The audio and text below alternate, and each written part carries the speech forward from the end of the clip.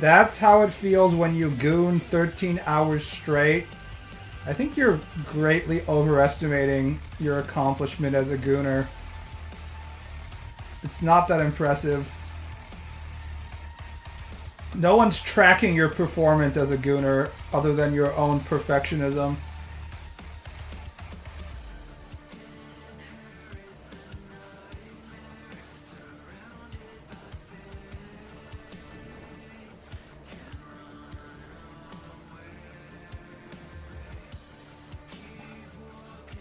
I got an ad for TurboTax in French. I fucking hate the US tax preparation industry more than anything in the world. It is truly an unnecessary industry, and it makes like billions of dollars a year, and they lobby. They use hundreds of millions of dollars a year lobbying to make sure that the US tax code isn't simplified so that they won't go out of business.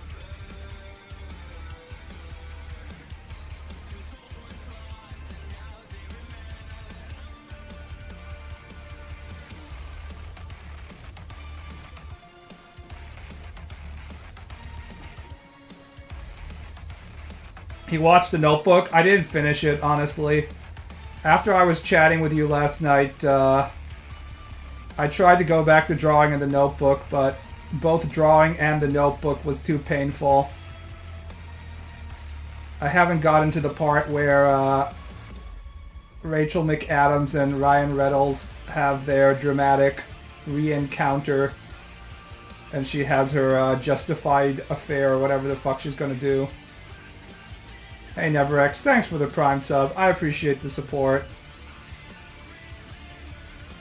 I talk a big game when it comes to being capable of watching female media like Twilight or The Notebook, but when it comes down to it, I'm just a fucking pussy who can't handle more than 2 hours of extremely mid white normie female content without being like, no, it's too much. Please make it stop, please. That's why I use a new IRS direct file system. I mean, can you do your own taxes without tax prep software? Because I know I can't. I don't trust myself to remember all the deductions and shit. But I used a relatively minor one called Free Tax USA this year, which is like $15 or something for the whole thing. The federal return is free, and then the state return is like $15 or some shit like that. So it's significantly better than, you know, going to HR Block and have them prepare your taxes for like $300, literally more than $300. I did that last year because it was my first year in which I was doing entirely self-employed shit, so I had to make sure I wasn't fucking up. But now that I have last year's tax return already filed, I know what sort of shit I have to do, so I don't have to like have people help me anymore.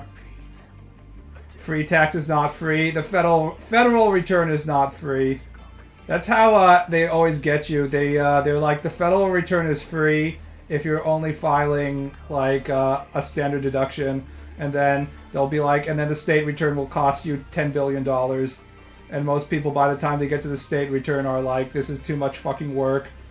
I just want to get it done with. So they'll pay whatever the tax prep service is asking for the price that they tag on at the end. $15 is fine. It's not a big deal. If you use H&R Blocks, even their online prep software, you're paying like $150 plus if you add a Section C self-employment shit, so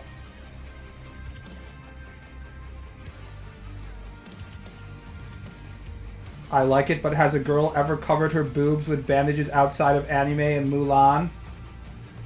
Well, we can go onto the Japanese internet right now and answer your question. If I see the term you're looking for is sarashi.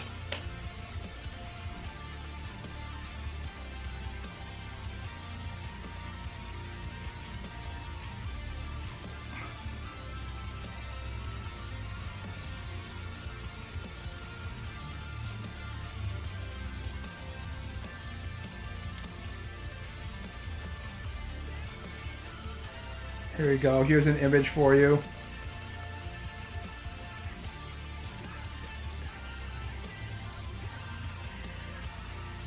They're equipped with the bandage bra, traditional Japanese bandage bra.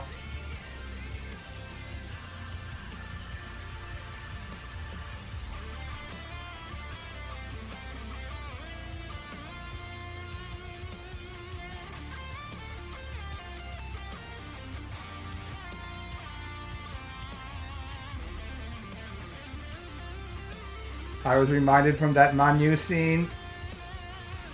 The appeal of this is that the woman has small, flat chest, and then she gets in sword fight, and the sword conveniently cuts through the bandages, and then her boobs explode outward with the impact of a truck hitting you at 70 miles per hour. And you're like, oh my god, the boobs! Ah! The boobs have been exposed! Ah! The man, the myth, the legend. Oh! Yeah. That's right. Famous internet artist BaalBud drawing dark elf content.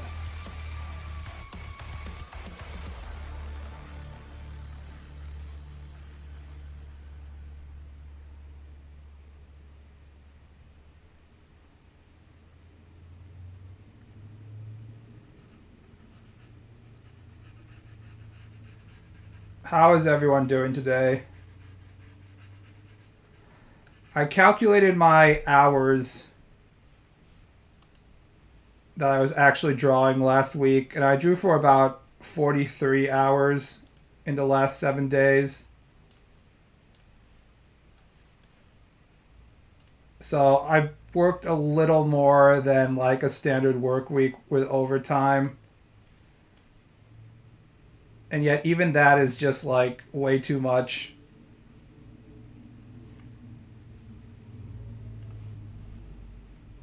How the fuck do people work like 60 hours a week? I know how the fuck they work. They work by being like high on caffeine and hating their life. And then they're fine for a while and then they enter depression. So yeah, it's not healthy. It's pretty weird how the 40-hour work week was started as the maximum amount that you were supposed to work. They were like, corporations need to keep the hours underneath this or start paying extra. But now it's like the bare minimum.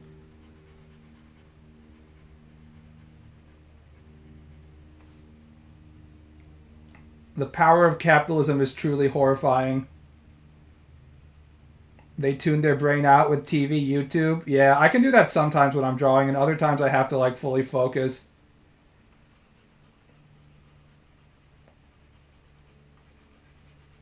I think we only have probably about 2 hours or so of actual focused work time in our day, probably. And all the rest is just kind of like going through the motions.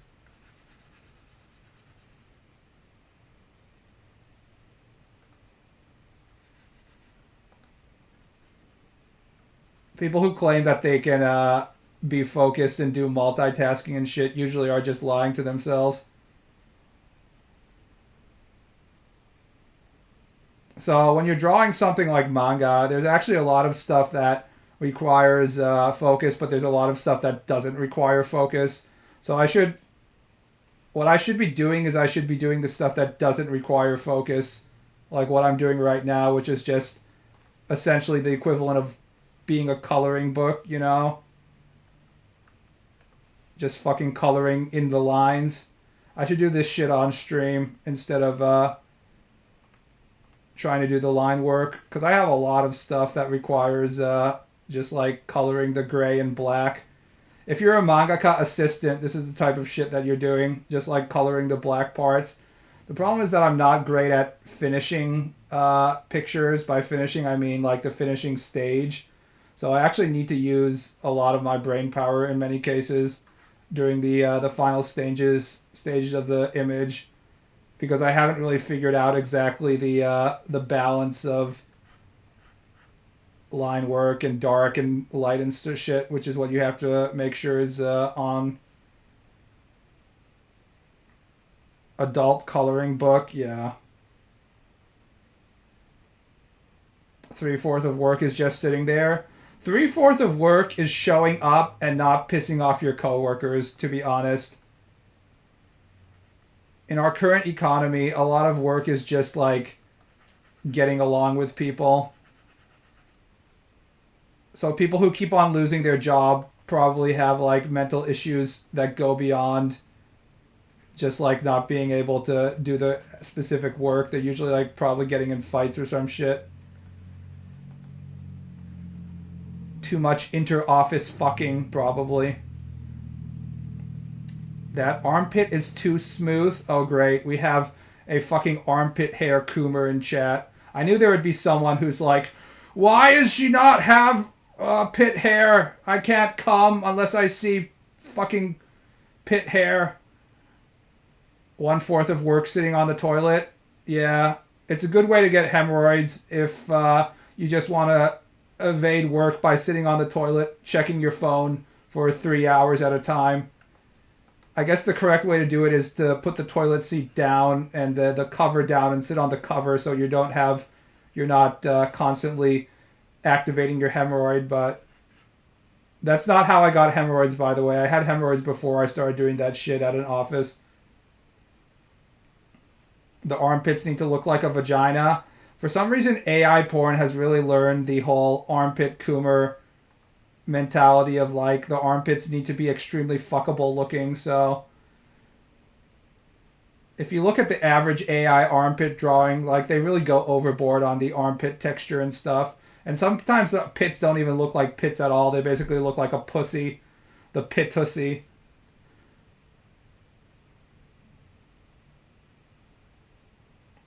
"90% of working in the corporate environment is bullshit politics." Late stage capitalism was definitely a mistake. I think we can all agree on that. We need to go back to just like farming and shit. Oh wait, we are. We have giant corporate farms. The armpit region definitely needs steam. Yeah, I'll add that later.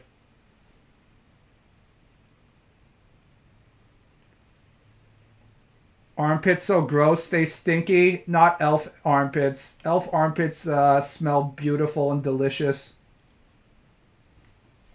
Light elf armpits smell like freshly cut grass and flowers and stuff. And dark elf armpits smell like spice and incense.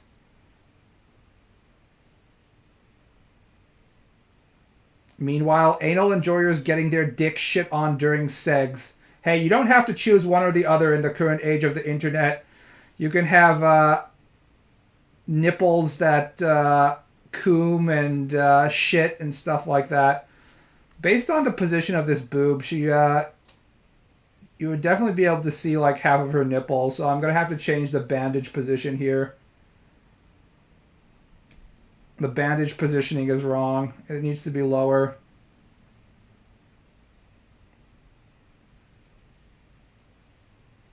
Dark elf pit smells of freshly cut cave mushrooms in torture chambers. It smells like male human tears. Feels good, man. Free the nip? No, we're not freeing the nip. You're not allowed to see the nip. The only thing you're allowed to see is the nipple bump. It's weird how we can hit at the nipple, but we can't actually show the nipple. But that's the way it is.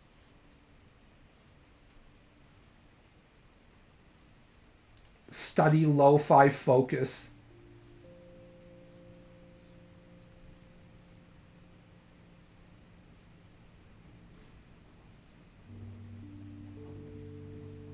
I can't hear anything. What the fuck? Just give me some jazz or some shit. Lounge music. I always just go to lounge music.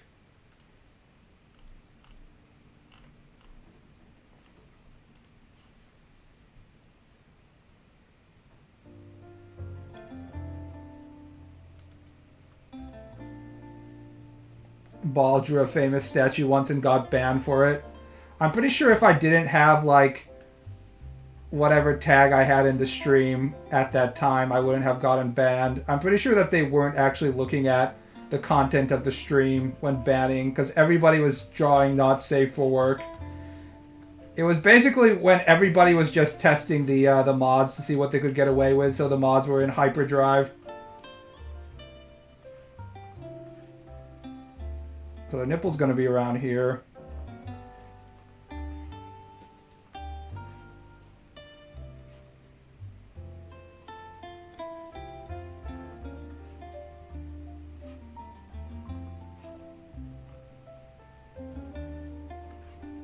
PB proved a point and was promptly punished from being right. Honestly, it was a stupid point to prove. All I was proving was that Twitch policy and Twitch mods are fucking idiots, and we already knew that, so it was a completely unnecessary point to prove if you think about it.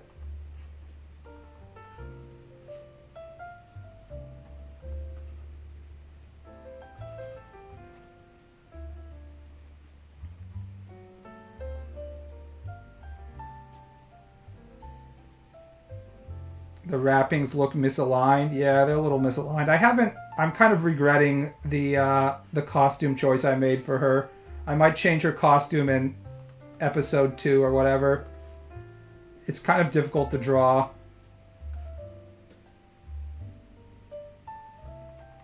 Underboob is not easy to draw, because you have to constantly think about how squished the boobs are.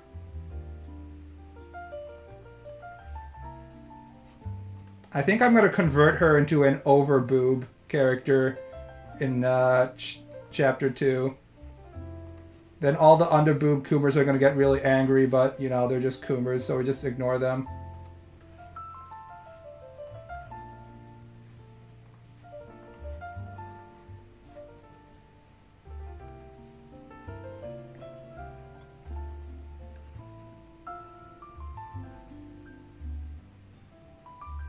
Maybe I'll just change her outfit every chapter. She is a princess, so princesses and magical girls get to have a lot of different clothing options. I was initially going to make her flatter. That was also something I was planning. But the boobs got the better of me, and I couldn't help myself.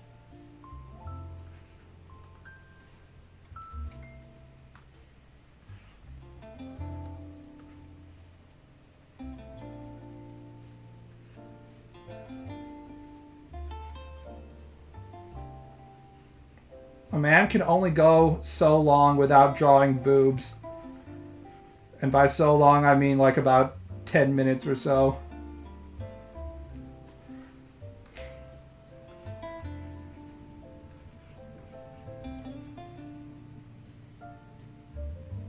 You literally Coomer yourself? Just because I masturbate every day doesn't make me a Coomer.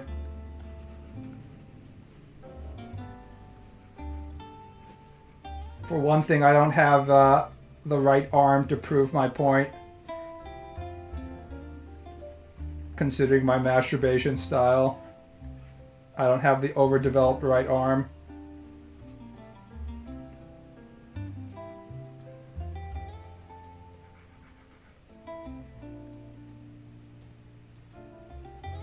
What if I just want to draw muscles as well? No, you can only draw boobs in the internet boob economy.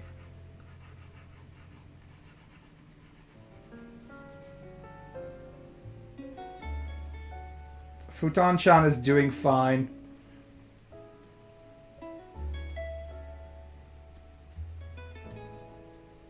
The thick elf manga anime adaptation looks like ass and not the good kind. Unfortunately, that's the life of anime adaptations.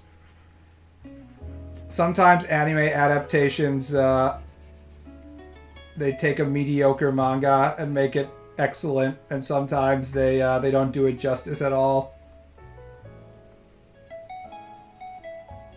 Many such cases.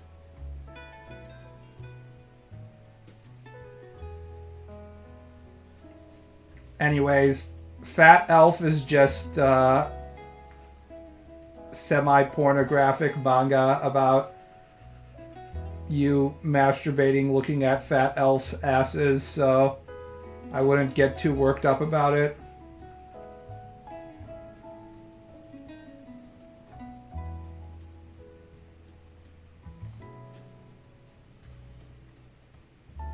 We can only have so many dungeon meshies out there, you know.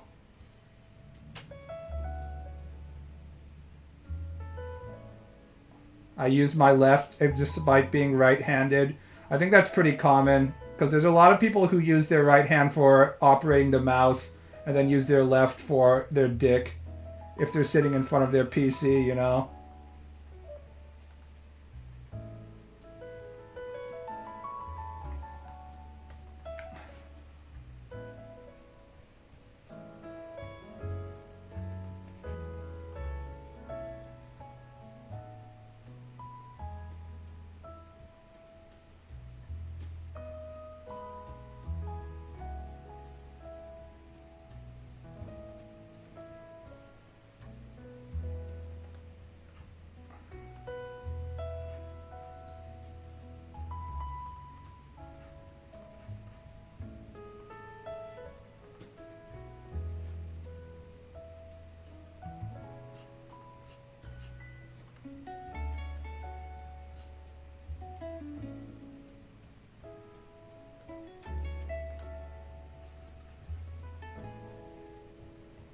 This is normal in here. It's not that normal for this manga, though.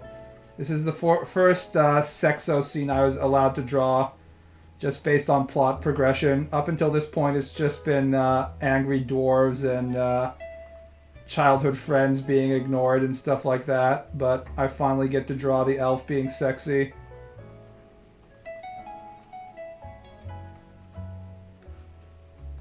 Took my fucking time.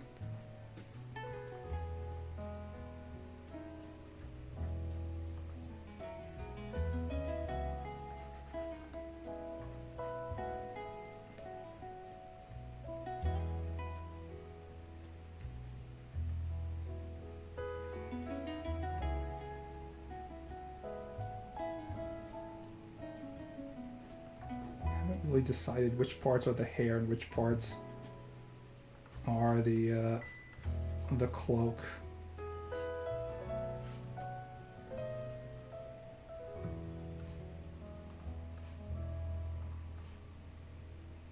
Which isn't good. You should decide what you're fucking drawing. There you go.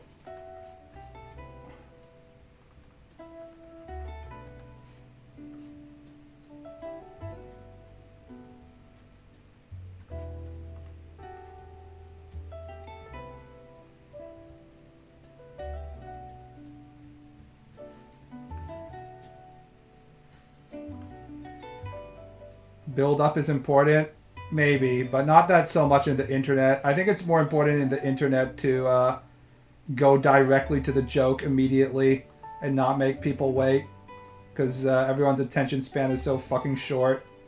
But the whole point of drawing a longer comic is for me to be able to draw a longer comic, so it kind of defeats the purpose if I'm going to do that, right? I've been doing that up until this point, and I wanted to do something longer. And I'm suffering for it, but what can I do?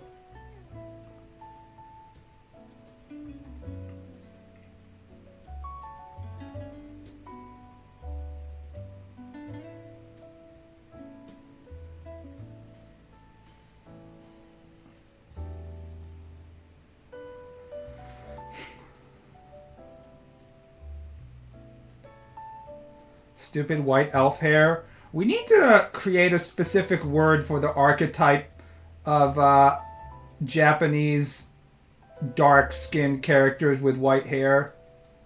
The super common dark skin with white hair archetype that dumb normie American consumers will call black when it clearly isn't. We all know what I'm talking about here. Gyaru? It's not Gyaru though. Gyaru is a culture thing. It's a specific body type. It's like we like somewhat darker skin, but we want to make sure it's painfully obvious that these people aren't, you know, African American. The milk chocolate skin plus blue eyes and white hair archetype. That is called racism, Baal. Yeah, but it's hot racism. No Japanese anime consumer actually wants black characters in their anime, although some of that has changed a little. When they do, though, they make sure to like straighten out the hair because they really don't like the frizzy hair.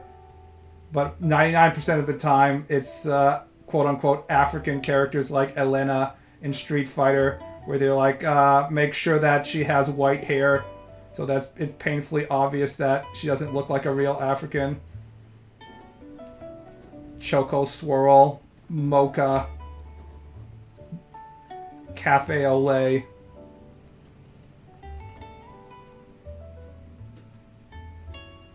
Basically making sure she's Drake colored instead of Kanye colored. Thanks for immediately killing my boner, my friend. Nothing makes me lust less for anime brown characters than thinking them in terms of Kanye and Drake. How is Kanye doing, by the way? Has he done anything recently? What about Drake? Is Drake still sad?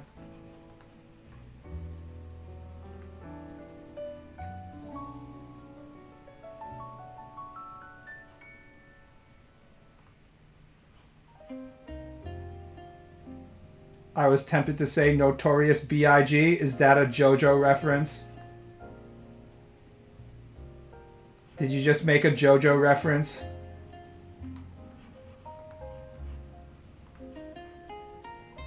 Kanye is getting sued by former employees? Seems about right.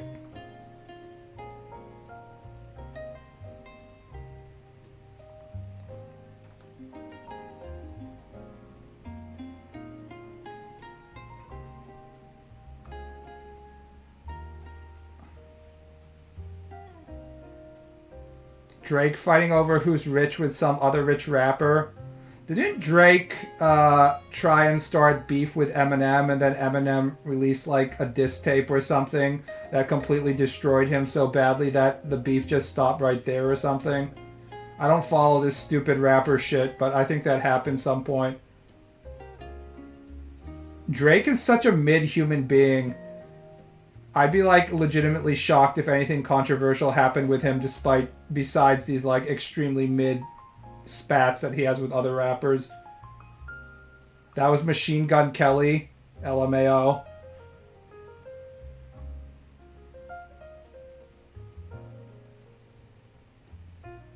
Drake fighting with Kendrick, Rick Ross, Metro Boomin, The Weeknd, and several others, and they're all making absolutely shitty diss tracks.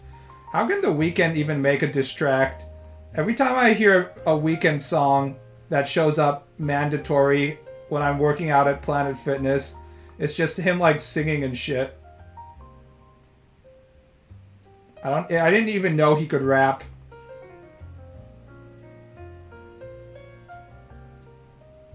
Shit like this happens all the time. I don't pay any attention to it either, yes.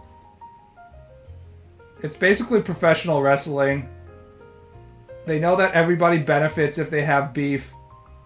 So everyone sort of goes along with it. It's not like in the 90s where you would literally get Tupac getting shot and stuff, so... Everyone knows that Drake isn't going to be sicking his boys on another rapper and causing like a murder to happen. Let me enjoy my hip-hop kayfabe. World star, baby! It's all fabricated beef so they all make more money, yes.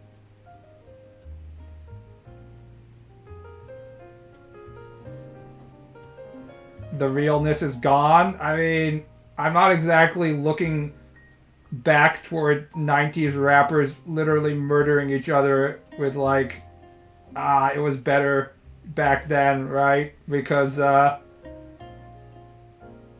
rapper is gone. If you like the rapper and you're like, oh man, the rappers were real back then. Well, there's a cost to that because they're literally fucking dead, so you don't get any more Tupac or Biggie music, right? But you have to admit that the 90s shit was more real. I mean, it's not like Eazy-E fake dying from syphilis or whatever STD he died from, so there's still real rappers that kill each other. Yeah, but they're not at the top of the food chain.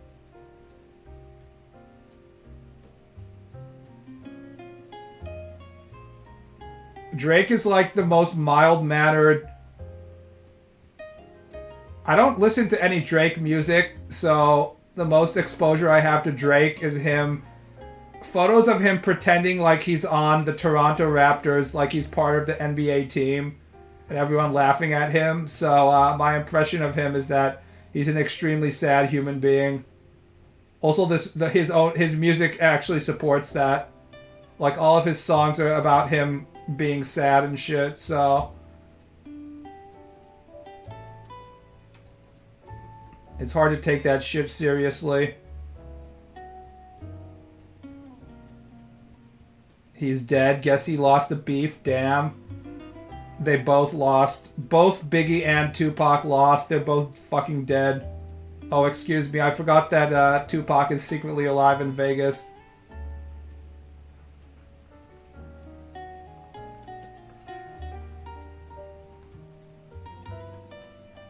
Drake songs are fucking ass.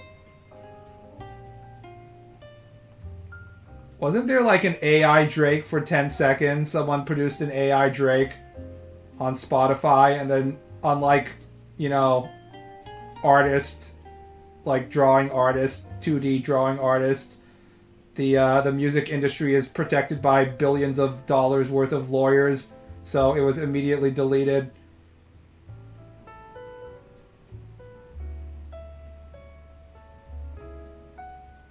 For all the AI prompters who are like, nah, what we're doing is completely legally okay. You don't understand if you say that it's illegal. It's like, okay, well then try doing that with music in the music industry. See how long your AI Taylor Swift songs will stay up on Spotify.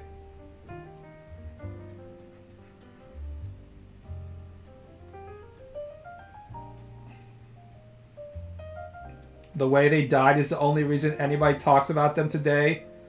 Big win for the record company. I still listen to Biggie music and Tupac music for that.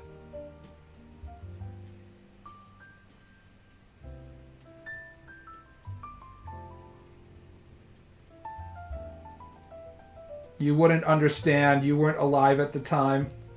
It was a different, more soulful time.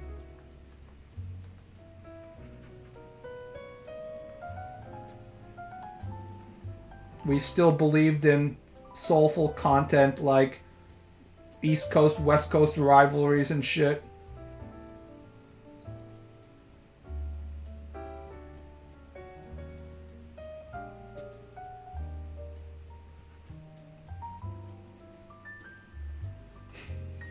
Suge Knight accidentally marketing genius. It turns out that murder is good for your business, I guess.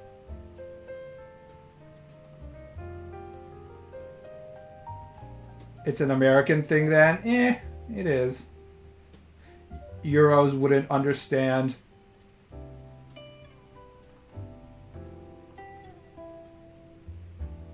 If you turn on Euro radio, is it just like weird Euro beats and stuff? Like, what's the percentage of you running around into trance music if you turn on the radio in European, like the EU market?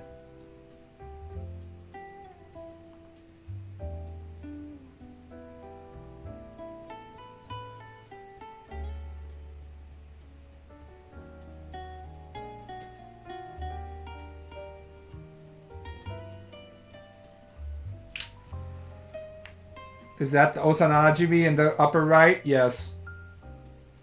Osananajibi desperately trying to prevent the MC from getting the Elfussy. It's shitty hip hop, so just like America. I had a moment when I was told by the media that Kendrick Lamar was the latest genius of the music genre. This was like about 15 years ago or something. I don't know. I don't know when he started to get popular. Just when he was getting popular, and I was like, oh, I'm not following music. Maybe I should check this Kendrick guy out. And I listened to his shit for like 5 seconds, and I was just like, no. This shit fucking sucks. What the fuck? Is this music going forward? And yes, it was music going forward, unfortunately. Kanye, please come back.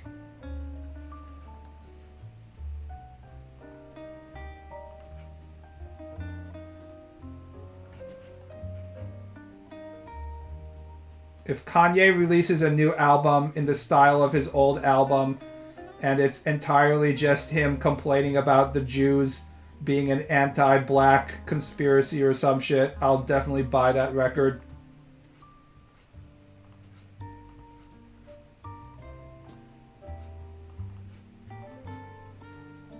Anything better is better than the current state of hip-hop. It's so sad that all the pointless drama led to 2 of the biggest rappers' deaths. Don't worry, they're still alive in Vegas. Yeah, it really does kind of suck. Again, don't make the beef too real. Just keep it in the kayfabe zone, guys. We don't want you to be actually dead.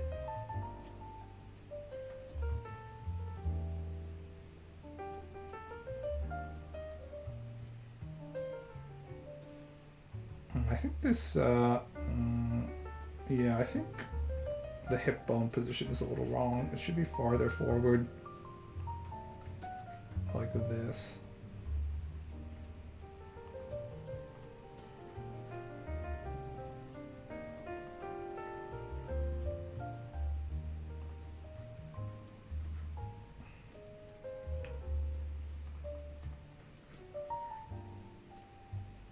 Hip bones are hard because you have to properly visualize the skeletal system and the right amount of fat and shit, and you don't want to overdo it either. Just a small hint of hip bone.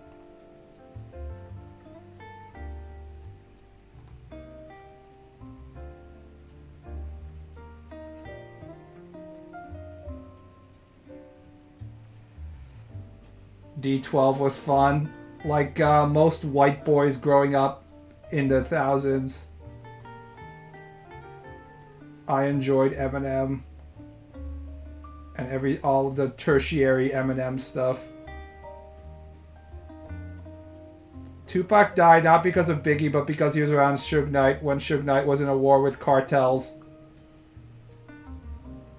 Is Suge Knight like the most destructive human being in the rap industry of all time?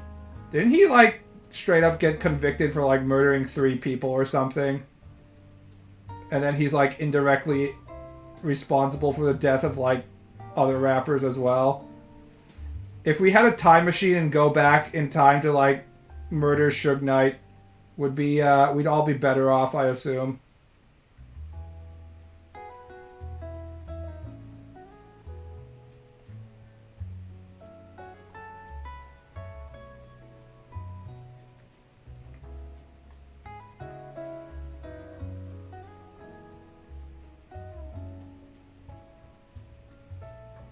Can you show us how far the ribcage and pelvis are away from each other? You know what? This might actually be incorrect. Let me Google female skeleton. Although you don't want your anatomy to be too correct. It's more important for it to look good than for it to be correct. I don't know. It seems like it's about 1 hand width between the bottom of the rib cage and the top of the pelvis.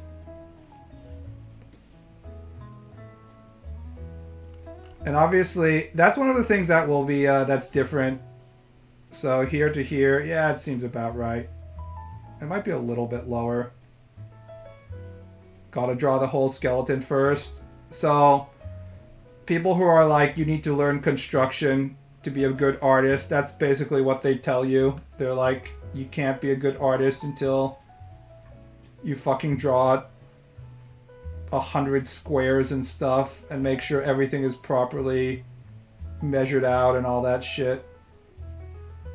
But you can definitely get away with poor anatomy.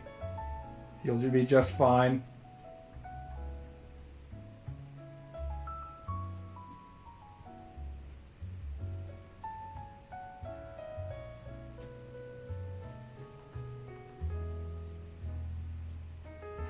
Just a slightly bit.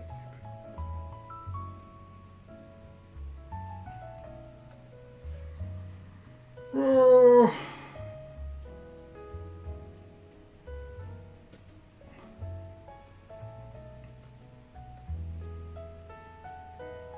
You must trust your feelings and your dick. I mean, look at the anatomy of our most celebrated hentai artists. Some of those things barely look like humans. I'm talking about you, Asanagi-sama. I bow. Asanagi just being out there being like, haha, boobs are larger than the head. The total mass of the boobs is equal to the mass of the entire body. And everyone's like, yes, I will cum to this.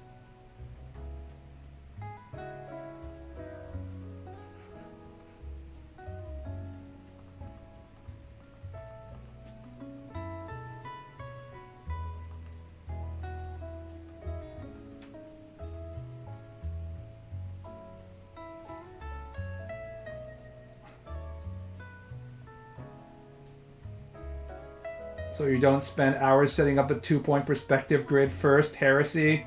I need to actually learn how to use the grid rulers they have in Clip Studio Paint. It would probably make my process better, but I actually just eyeball the perspective every single time.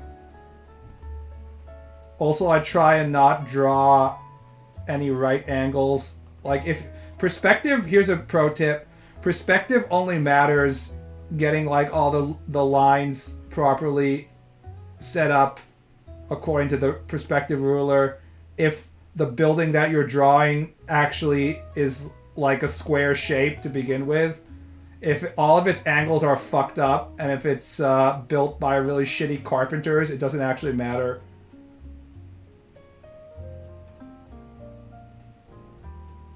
So in a fantasy setting, the perspective for houses doesn't necessarily have to be on point because you're drawing houses based on the assumption that it's just like some really shitty dwarf carpenter or something building it. In fact, not having a lot of right angles makes the scene more comfy.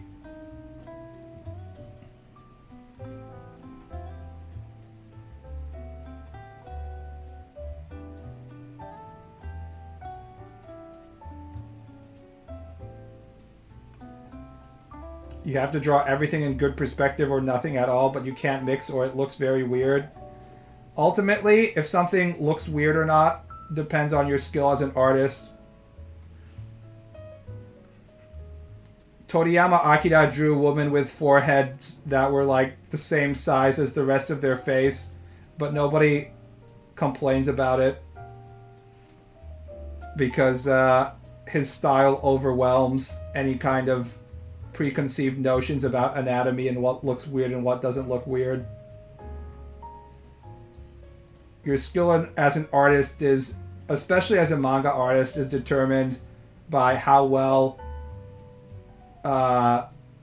people will consume your content without thinking about whether shit is fucked up or not, whether it's the plot being messed up or the art being messed up or whatever.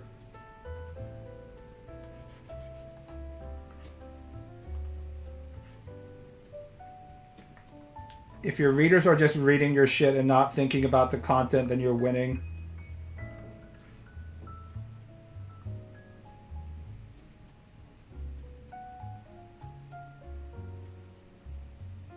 You know, if you properly draw everything in perspective, it's really easy to... You know, if you read manga, there's a lot of manga that's where all the backgrounds are drawn by assistants, and you just skip over the images drawn by assistants because there's nothing really interesting or special about these just like formulated backgrounds drawn by people who aren't successful enough to be like the actual mangaka. It's just there to create a pause in the dialogue or the scene and to show that you're someplace in some location.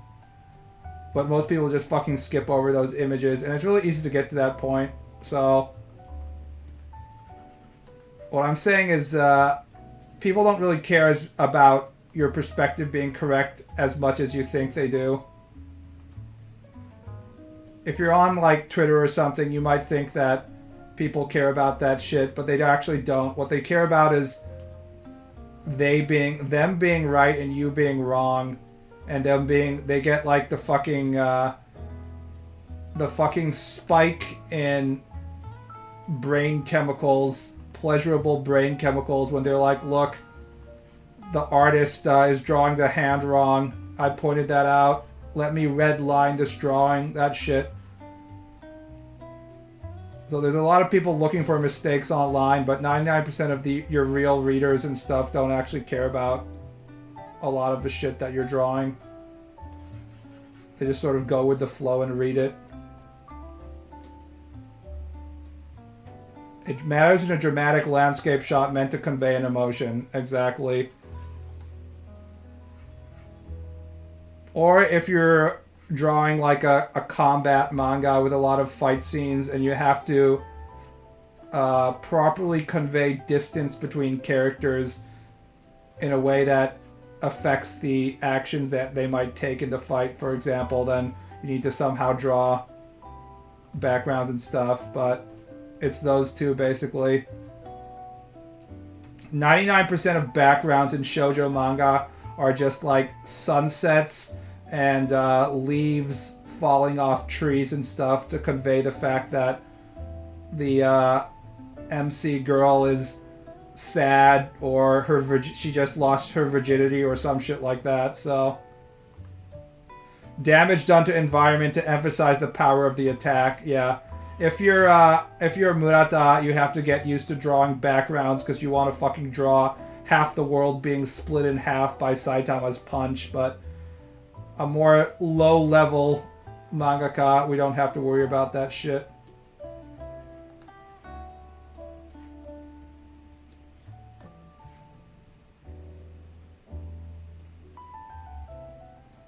I think I'm going to make the boob a little bigger.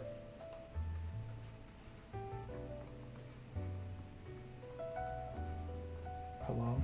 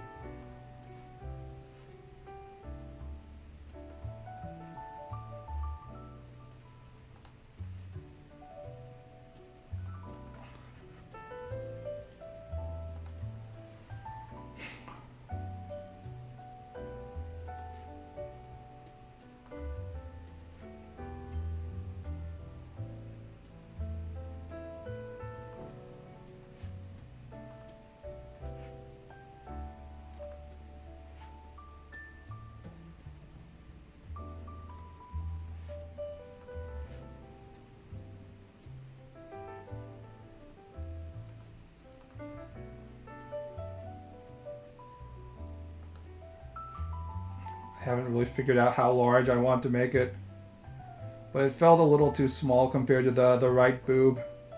It's fine. This is fine right here. This is good enough.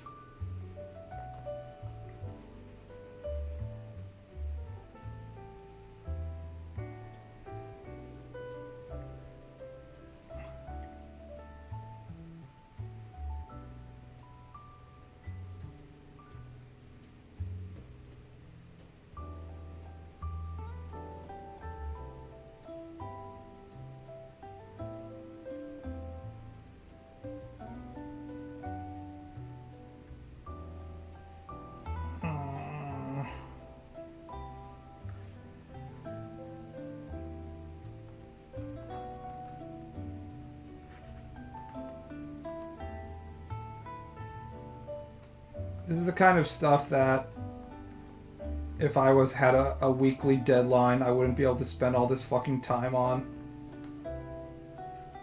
to make sure shit is perfect.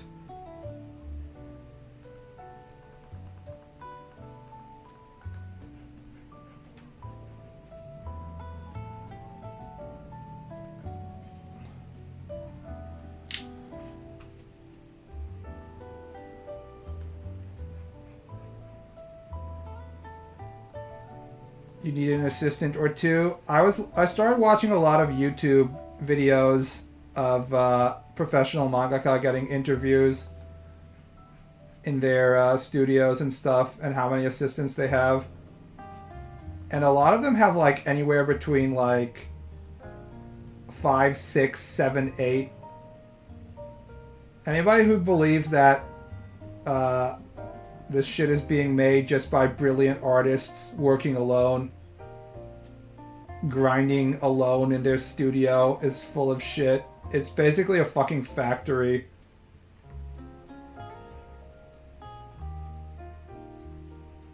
You do whatever you have to do to get the thing out the door.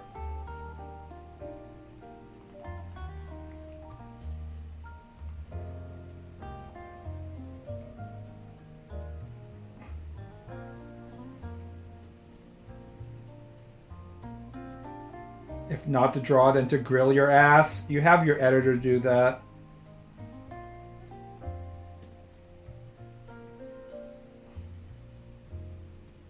Eight, what the fuck? Yeah, because like the assistants aren't always going to be there, so you need to have like backup assistants.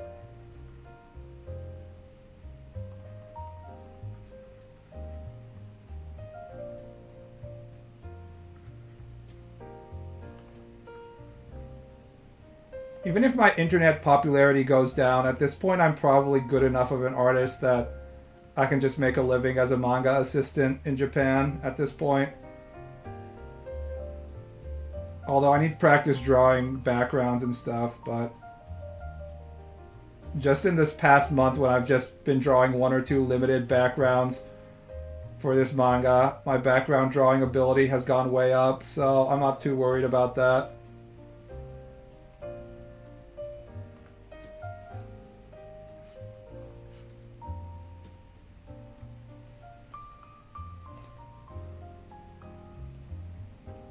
Not interacting for manga production is a luxury. Yep.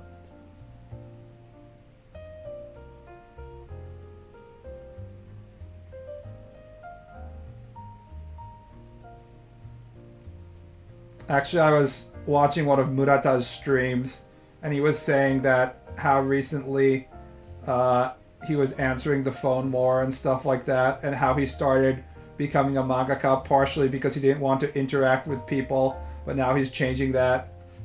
So the flip side of that was Murata was good enough that he was able to finish shit quickly enough that he didn't have to interact with people. He basically probably was doing a lot of iShield 21 with very limited number of assistants or no assistants in some cases, is what it means. Which shows you what a fucking psycho artist he is. They can be any age, but young is common because it's like an apprenticeship. Once you get good at emulating the specific style and stuff of the author, the mangaka, then they'll kind of hold on to you if they are making enough money because they don't want to have to replace you. I know that Oda's assistants make like more than $100,000 a year because of course he can afford to pay it. He's basically paying them so that they don't go off and have their own careers. It's just like, you can have a stable income if you're with me. It's also part of the reason why franchises like Detective Conan and stuff will never end, because they're like a factory now and they employ so many people. If the author just wants to be like, I'm going to end just because I feel like the story needs to end, then he's going to put a bunch of his assistants out on the street.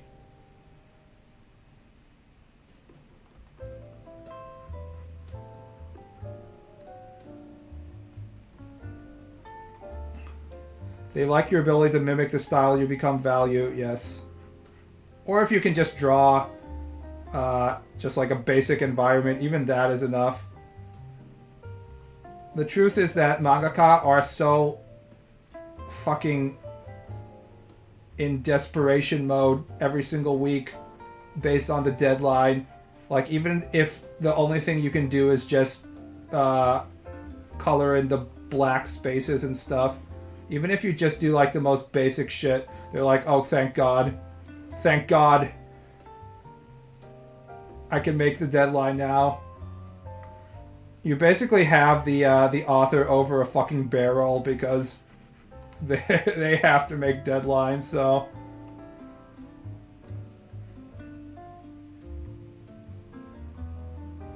And assistants keep on quitting and quote-unquote graduating because obviously the point of being an assistant is you want to have your own series in the future.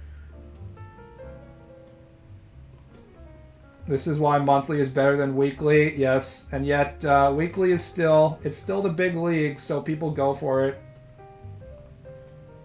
I don't know. There's a lot of monthly authors that end up publishing close to 60 pages per month if they're popular. Anyways, so it's not like a huge difference.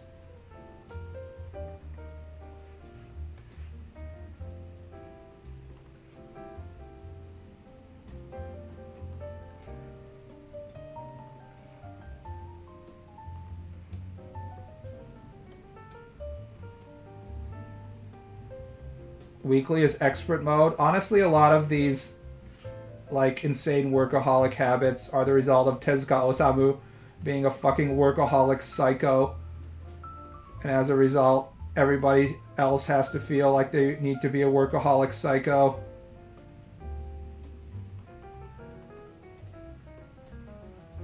It's one of the traditions that has been passed down thanks to him.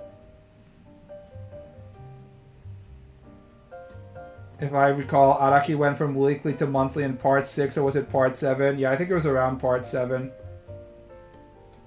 I mean, he did like 100 volumes. At some point, your body can't sustain that pace anymore once you hit like your 40s or 50s. Him and Ishinomori, yeah. Although, I think all of their contemporaries were kind of psycho, so it's not just Tezuka Osamu, but he was like, even among other mangaka, he was considered to be weird in the amount of... Like, he was sleeping under his desk all the way up to his death, basically. He was sleeping under his desk in like his 60s and shit.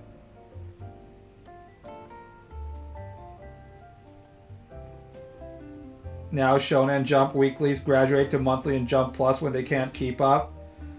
It's better than them, like, getting depression and fucking burning out and crashing, like what would happen with I believe the D. Gray Man, if anybody remembers that manga. That was an author that fucking crashed and burned because she got depression or something.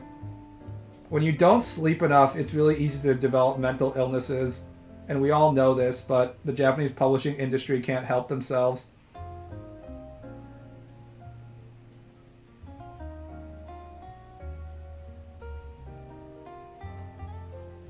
Mizuki did a comic on the reason he outlived both is that he slept 9 hours a day. Yep. He was also like helped by all his yokai friends, so all the Japanese spirit monsters were keeping him youthful. I didn't know about Mizuki Shigeru's like specifics, but you should check out his autobiographical manga. I didn't fucking know that he wasn't a baby boomer. He was like a wartime generation. He was in fucking South Asia. He got his arm blown off. I didn't know that at all. It's like one of those things you would think more about. But yeah, the guy fucking got his arm blown off in the war. And then survived post-war Japan by drawing kamishibai, which was like pre-manga. There was like these storybooks that you would draw pictures for, and then there was a professional kamishibai guy. It's I guess the word would be like storybook reading. but he was drawing the pictures for storybooks and stuff. D. Gray Man was the one about vampires, right? Yes. It's the only specific author I know that couldn't continue. We know couldn't continue because they got depression, but I'm sure there's a lot of other people.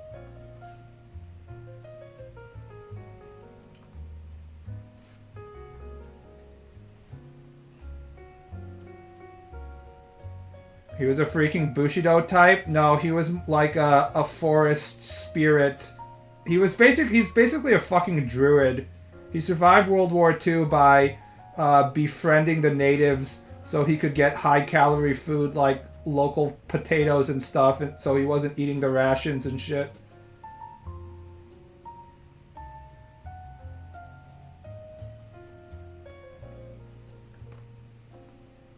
Some people are built different. That's the truth.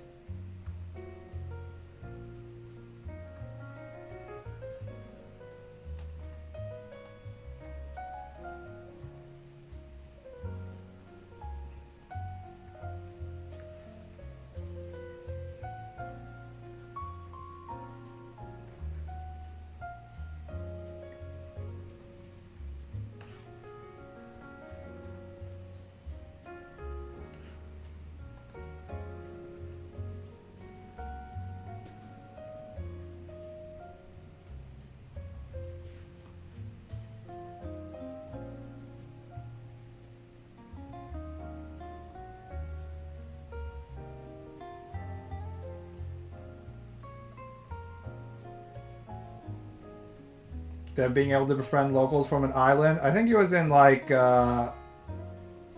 Southeast Asia, like Burma, I think is where he was.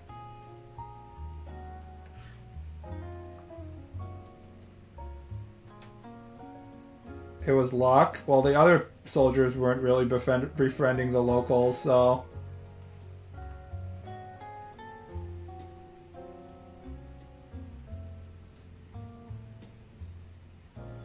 If the manga was true, he survived the war by avoiding the banzai charges because he was injured, arm blown off.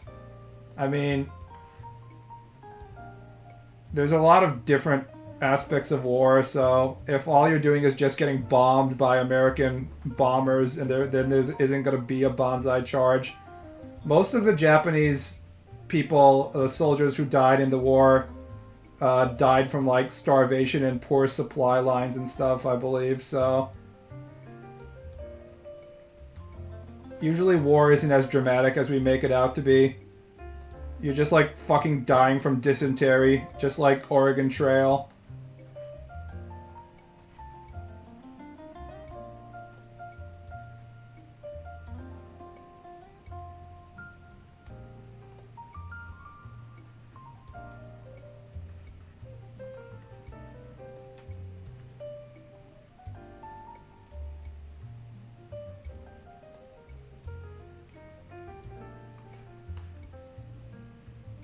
But we don't really want to watch a movie about having no food and dying of dysentery for 2 hours, so that stuff doesn't get talked about very much. Myanmar has so many fucking names. Yeah, well, you can blame the British for that.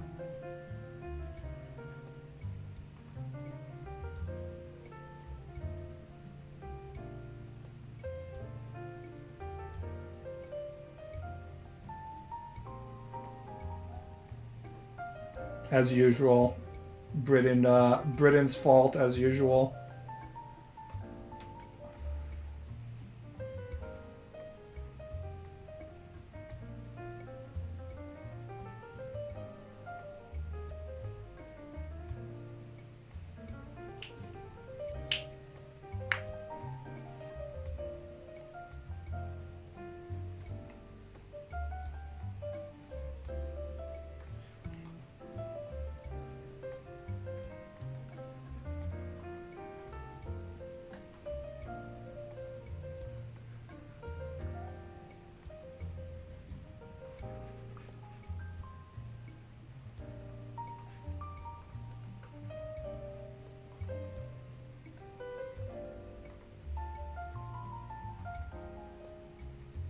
Then the conflict between India and Pakistan was caused by poorly done territory maps by British.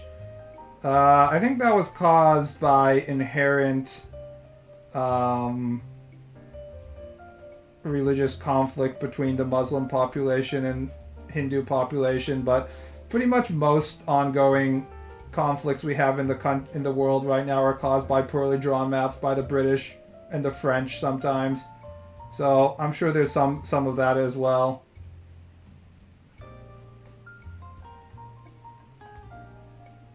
I mean, India wasn't really a country until they were colonized by the Brits. We sort of pretend that the entire subcontinent is just a unified country, but it was a lot of separate fiefdoms. So it got the only reason it became the concept of a unified country only exists because Britain colonized it. What's better, a Saiyan man fucking a Kryptonian woman, putting her uppity ass in place, or a Kryptonian man civilizing a Saiyan woman with his cock, taming her? The answer is neither, because both of them are all completely fucking dead. They're all extinct, bro.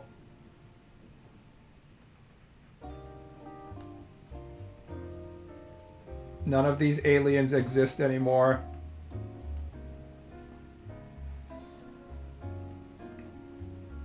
The India-Pakistan map is because the Raja of Kashmir chose to join India while having a majority Muslim population. Or conflict, yeah. The French also have the problem of holding on to Africa and their overseas territories in the 21st centuries. Hey, it's beneficial for their soccer teams. But yeah, it's always funny when the French pretend like they have any kind of moral superiority regarding anything, when they were one of the worst colonizer nations, and the Louvre is full of shit they stole from other countries. And then they also have like a famous French novelist. It turns out that he was like raping 6-year-olds, and then the rest of the French population is like, yes, but he was such a good writer. This happens like every 2 days. We spend a lot of time on this stream complaining about the Brits and the French, despite me not having any kind of actual interaction with them. But I have yet have anybody in stream to be like, whoa, whoa, whoa, whoa. Stop being racist against the British or the French. Literally everybody is like, yeah, fuck those guys. So it will continue.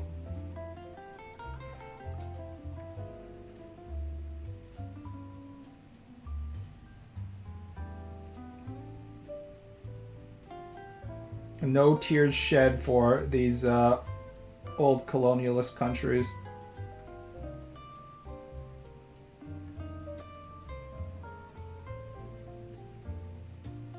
Gee, the French doing plenty of nuclear tests compared to the US and covering it up. Right around the time when, I think it was like last year when Fukushima said they were, the Fukushima Japanese nuclear plant, saying that they were releasing some of the de-radioactivified water into the ocean, and then like Korea and China started complaining about it. A map started going around of the amount of nuclear radiation that was being released into the ocean based on countries, and like the worst violator was like these French nuclear power plants, and I was like, what the fuck is France doing?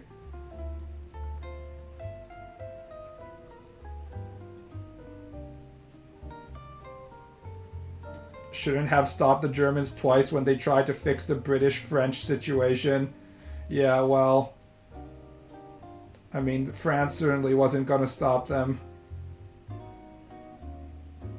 Also, we should continue to give the French shit for losing in World War II in like 3 days. They 100% deserve to be made fun of that forever.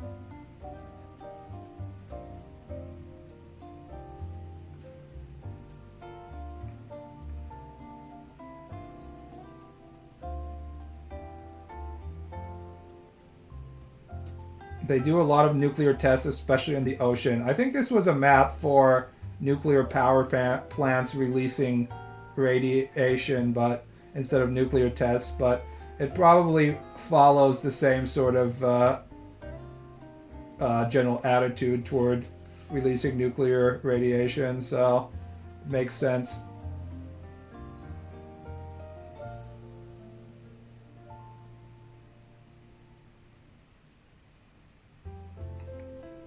Africa, the moment it crashed into what would become Asia, fished a lot of heavy materials off the ground, making them minerally rich in mineral materials that generally appear at more seismically active areas. Hence why we must colonize them. Although China is doing that right now. It's more of a Chinese thing now, unfortunately.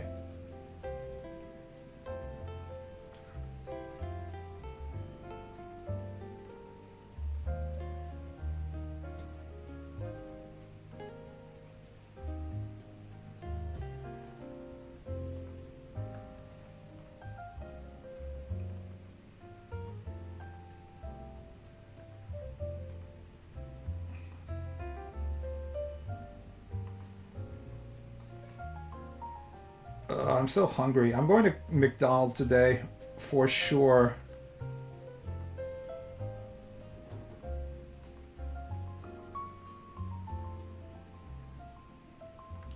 I haven't gone shopping in a while, so it's time for me to go shopping at Kroger.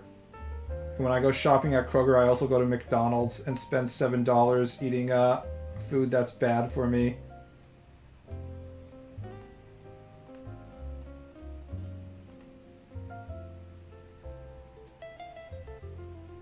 I would go to other fast food places, but they all were killed by the McDonald's.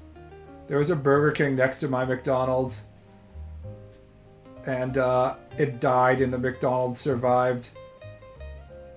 The Burger King must die so the McDonald's could live. Also, there was a KFC there, and the KFC also died.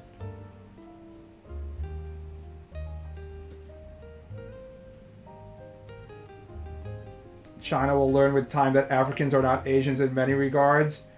I mean, before China can regret their decisions of attempting to colonize Africa or whatever you might be insinuating, they're already regretting their decisions of creating 10 million apartments without people to inhabit them and having a shit ton of unfinished real estate. So, whatever shit we were predicting about China might not happen in the future, considering the economy looks like it's being held together with a bunch of string right now.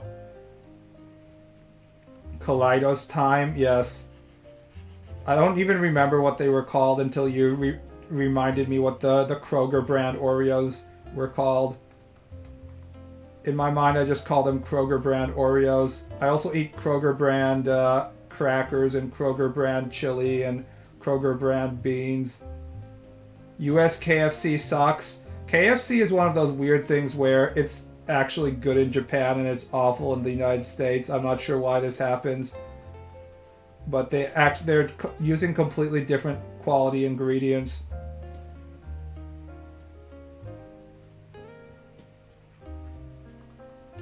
US KFC is one of the very few things that actually makes my stomach hurt.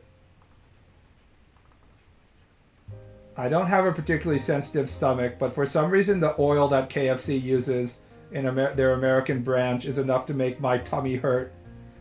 I remember eating it for like the first time in college, and I was like, holy shit, I actually have stomach pains from eating this shit. What the fuck? Whenever Americans talk about fast food chains, it feels like they invent new ones on the spot. If you're a Euro checking into the stream, you don't know how many regional fast food chains we have, because you don't have the joy of eating like White Castle or Jack in the Box or Checkers or let's see, what else am I thinking of? In-N-Out, etc., etc. Five Guys. Because Americans' diet consists of 99% just fast food. We have to have 8 million different burger chains so we won't get bored at eating the same flavor burger. There's a reason why America is called Burger Land. They used to fry the fries at McD's in tallow. Apparently, McDonald's fries were like the best fries in the world back when they actually used animal fat instead of whatever the fuck they're using right now. And then during the 90s, for some reason, we had the fat is bad phase of our health bullshit. And we all got psyoped into thinking that we shouldn't eat lard and stuff like that. And it turned out that if you're deep frying shit, then it's probably not good for you in any context, so it was all waste. But for some reason, McDonald's won't go back to the animal fat, probably for cost reasons. So we lost the delicious McDonald's fries, one of the great tragedies of life.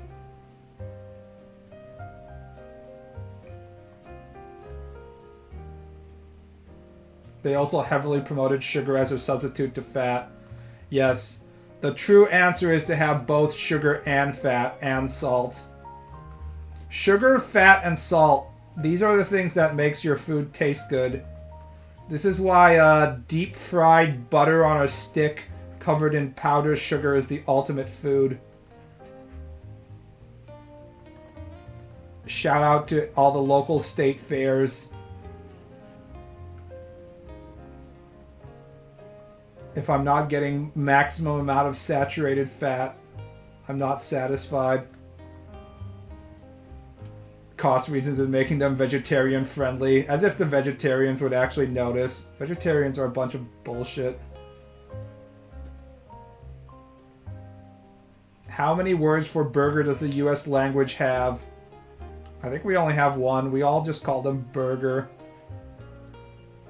We're not like the Eskimos. I guess we have variations of burgers like sliders and stuff. Lard is such a great name for fat. Yeah, lard, oil, fat, these are all the same thing. Whopper is a Euro thing. Isn't Whopper like a trademark of Burger King? Whopper is an English word meant to signify something that's large, I guess. And then Burger King was like, this is what we're gonna call our fucking burgers. For some reason, when I started exploring fast food options in my area, because my mother didn't raise me on fast food because she's a good parent, so it took me a while for me to be like, I have my own income now, I'm gonna start eating fast food. So then I started exploring the taste of various fast food locations, and I was like, I'm not going to eat McDonald's. I'm too high society for that. I'm going to eat Burger King instead. I ate Burger King for a while, and then I realized that Burger King was extremely mid. Burger King tastes like a burger that you would like make at home. It doesn't have any sort of special sauce. It just has like ketchup. Apparently Japanese Burger King is good. I don't know if it has the same flavor or not, but it's no surprise that the McDonald's is still alive and the Burger King is dead in my area. Burger King is gross. It's just like extremely mid.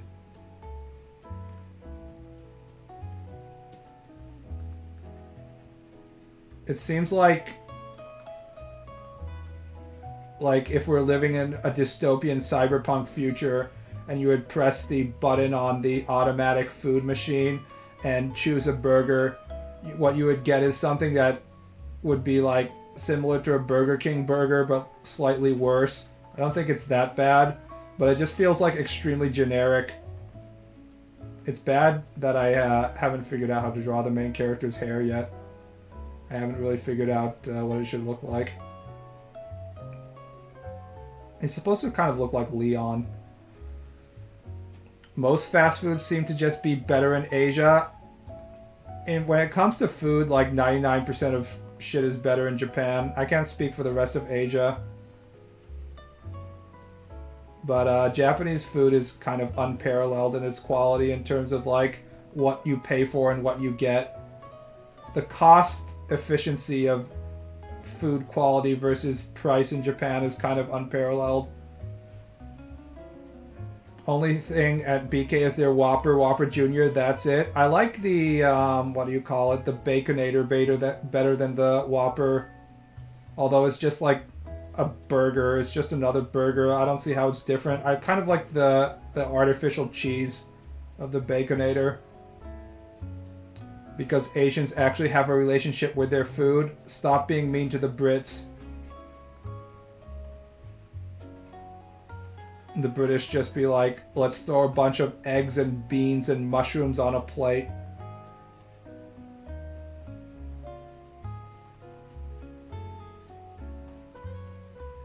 Do you guys watch ASMR Japanese restaurant stuff on YouTube? There's all these like really long Japanese cooking videos of just local Japanese restaurants. I have that stuff for like content to watch or have on in the background while I'm drawing. Yeah. I like stuff that are like udon, Osaka, Tokyo shit.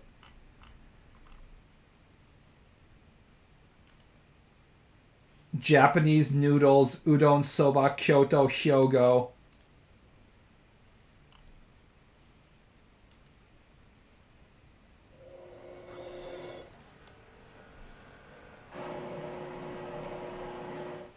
And it's just like industrial noises as people are like, I must make udon. The problem is that if you really get into them, it just makes you hungry and you don't have udon available to you. You're watching something that you can't get. It's in 4K as well.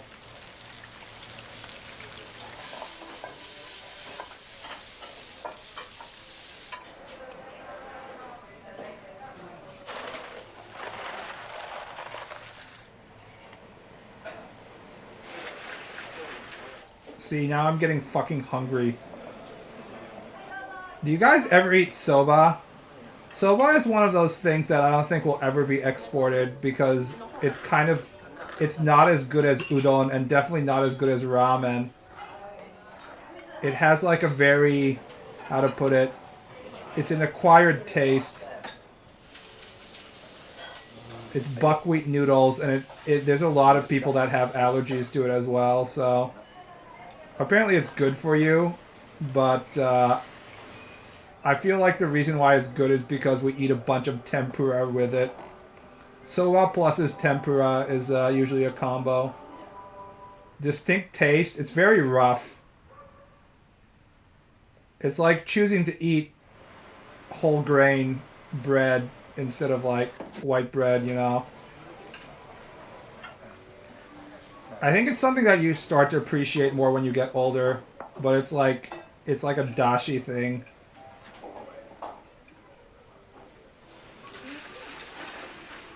This shit is like 2.5 hours long of just people making soba.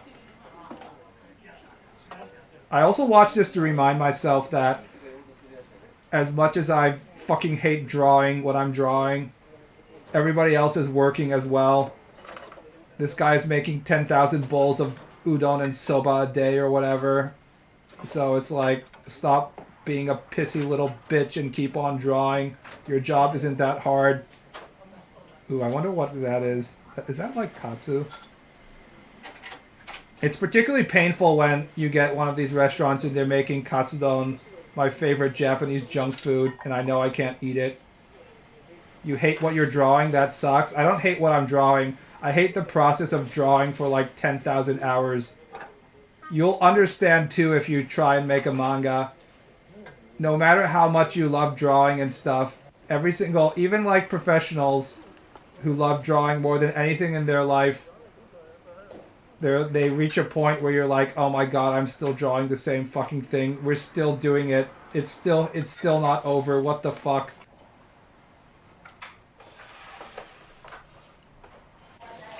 The grind is inescapable. That's the truth.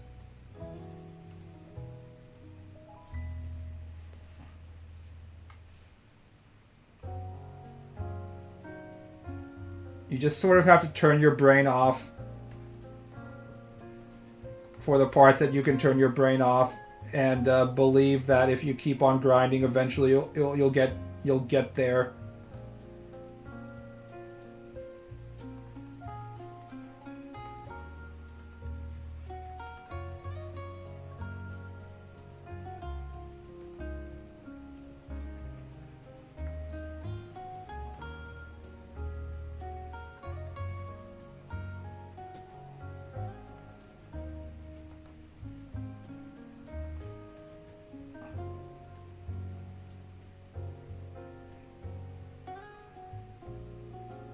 I spent 7 hours today in inconsequential meetings. You're doing fine. Yes, but you have to remember that you're hopefully getting paid by the hour. I am also getting paid by the hour when I do commissions, by the way, because I force my customers to pay me by the hour, but I'm not getting paid by the hour for this.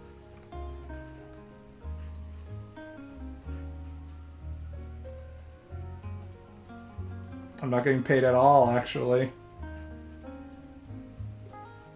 And yet, you still have to do it. Because if I don't draw it, nobody is going to draw it. The useless meetings are terrible. How do you know they're useless, Hystrixia? Maybe you just haven't considered how they're trying to shift the paradigm for workplace efficiency. Literally, this could have been an email, LMAO.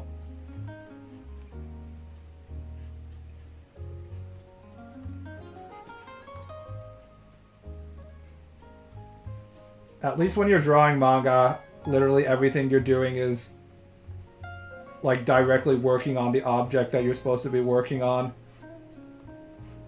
Once you get into the advanced stage service economy that a lot of you guys have to deal with, it's like, yay. So cool. Another work meeting. So yes. Only you can make Konata being interviewed by Space Ghost. No one else will put that out into the world. That got a lot of traction. I guess a lot of people are thinking about Konata and Space Ghost. It probably hit some sort of deep subconscious nerve in people's brains from the 2000s.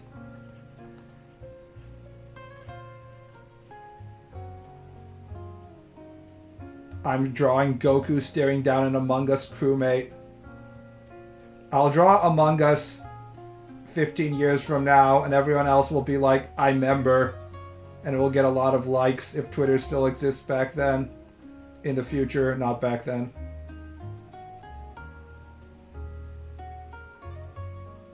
The HR hags flex the power once again. Is it just me, or is like HR almost always run by women?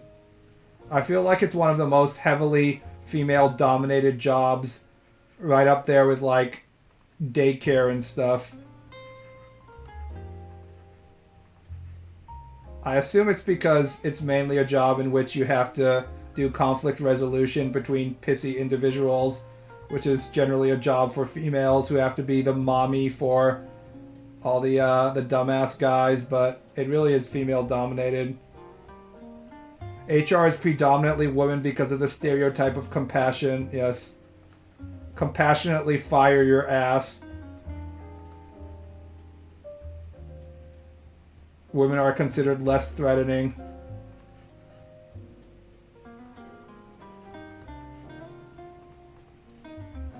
Feels good, man. Getting Dommy Mommy Finn doming me in the process of firing my ass. It's like getting fired from my job. Getting fired from my job by Makima, Dommy Mommy. And then you have the reaction image of the soy boy being all happy.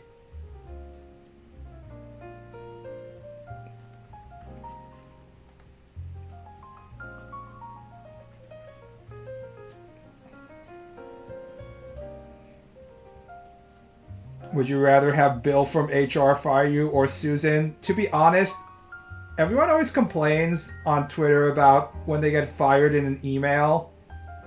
But, like, does it really matter? I really don't care if I'm getting fired in an email or have to go to the office and talk to someone directly. Like, what's the difference? I'm leaving anyways. Go ahead, fire me in an email. I don't care. I mean, I saved like 10 minutes if it's just an email, right? Is Susan a dark elf? Dark elf HR manager. Susan. Not only does she fire you, she steps on your balls in the process. Suddenly everybody wants to get fired. Bill is probably old and burnt out. Bill probably has to, like, go out in the back and smoke and stuff. He's had a long, hard life. He goes home and he has to deal with his daughter not talking to him. I'd rather get fired from an email. At least it's more efficient. We're going back to the discussion of this could have been in email meetings. Getting fired could also have been an email.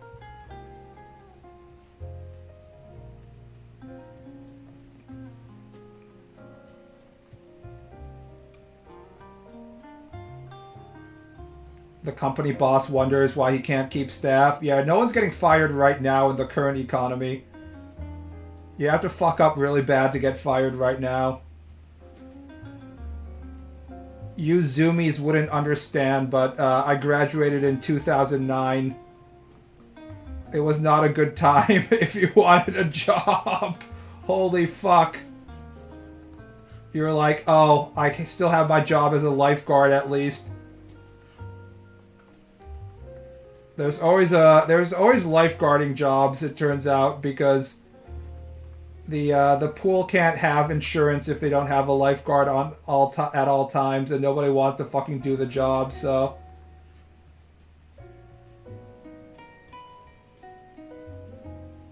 I remember I'm 37. You're the exact same age as me. Yeah. Feels good, man. That feeling where even, like, part-time jobs are like, oh, thank God I have my Subway job, you know?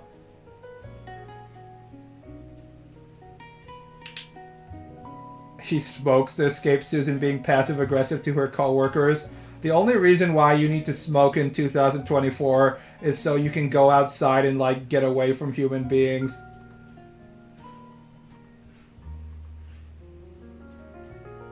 Also the nicotine addiction, I guess.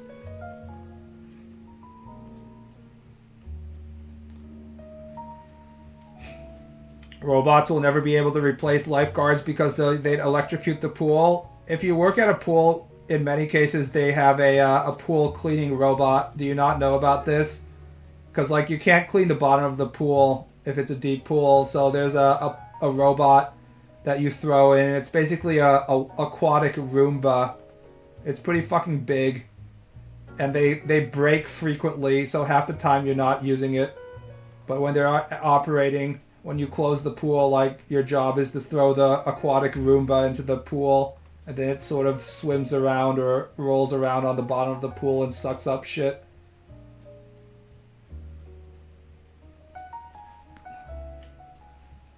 Robots will never be able to replace lifeguards because robots can't take responsibility for something going wrong.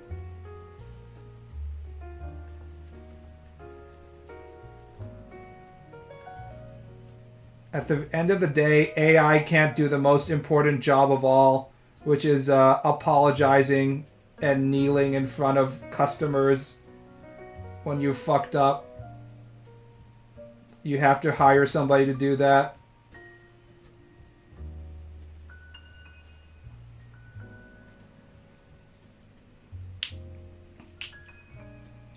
How toxic are motel pools?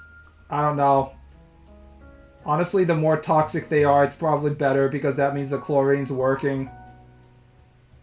Motel pools don't have lifeguards, so if you drown, then I guess they don't get sued. I don't know. I don't know how they deal with that insurance. It's sort of like swim at your own risk kind of situation. McDonald's ice machine broke. Pool manager, pool machine broke. Pool manager, a kid shit in the pool again. We have to close. And then they're like, okay, we'll reopen in 30 minutes. By then the chlorine will have killed all the bacteria.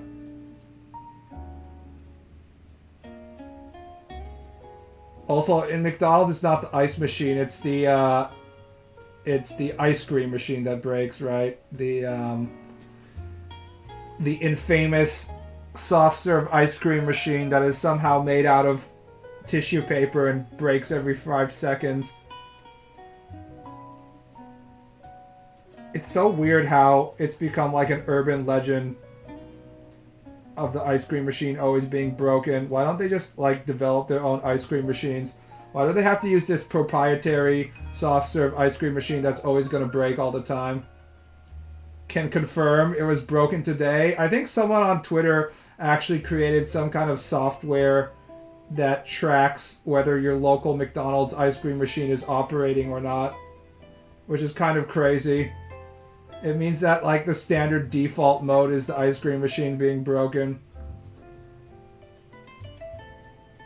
Never got my Shamrock Shake this year. Rest in peace. I don't think the same thing happens in Japan. Japanese McDonald's. I went to Japanese McDonald's like all through college and stuff. It wasn't 4 years of college, but it was long enough that I feel like if they broke at the same frequency, I would have at least had one Japanese McDonald's ice cream machine broken situation. And I didn't get any, so I think they're not forced to use the American proprietary ice cream machine, and they have like a Japanese ice cream machine which probably doesn't break. It's not broken, they just don't want to clean it. I mean, that would do the trick. It would also explain why the Japanese ice cream machines aren't broken, because Japanese employees are actually forced to do cleaning and stuff like that, so.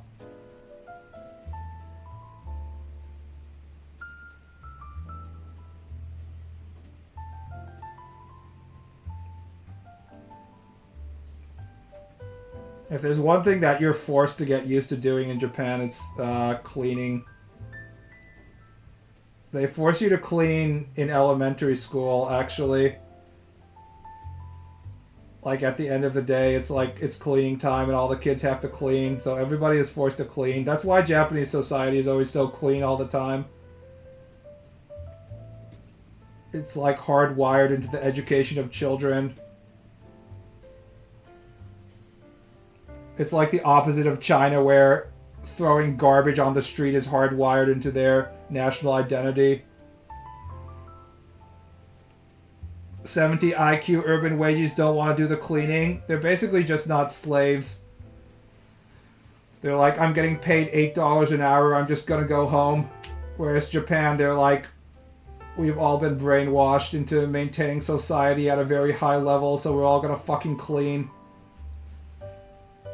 Why are there no garbage cans anywhere in Japan? People complain about that, but they don't throw garbage on the street. They take their garbage home. I don't know how that happens, but yeah.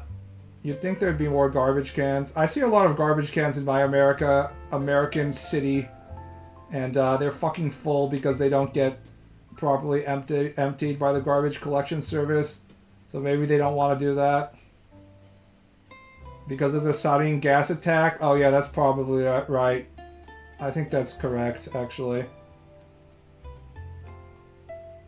They got rid of the garbage cans after the Omu cult put gas bombs in them.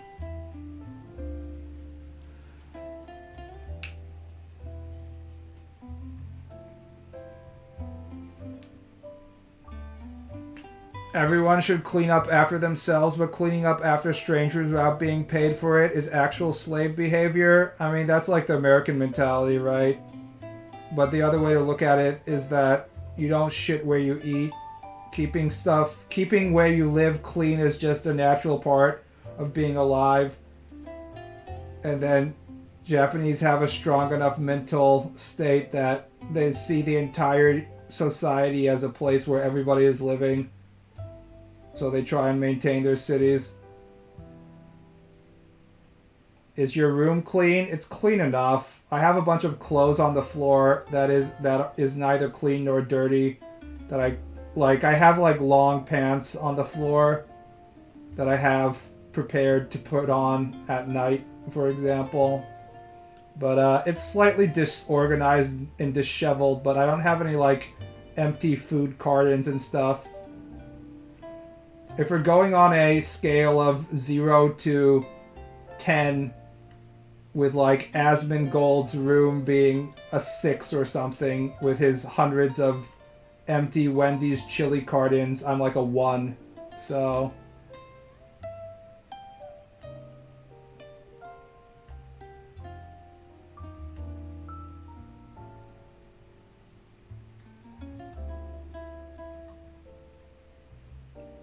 even Asmongold isn't that impressive compared to some of the truly dirty rooms out there.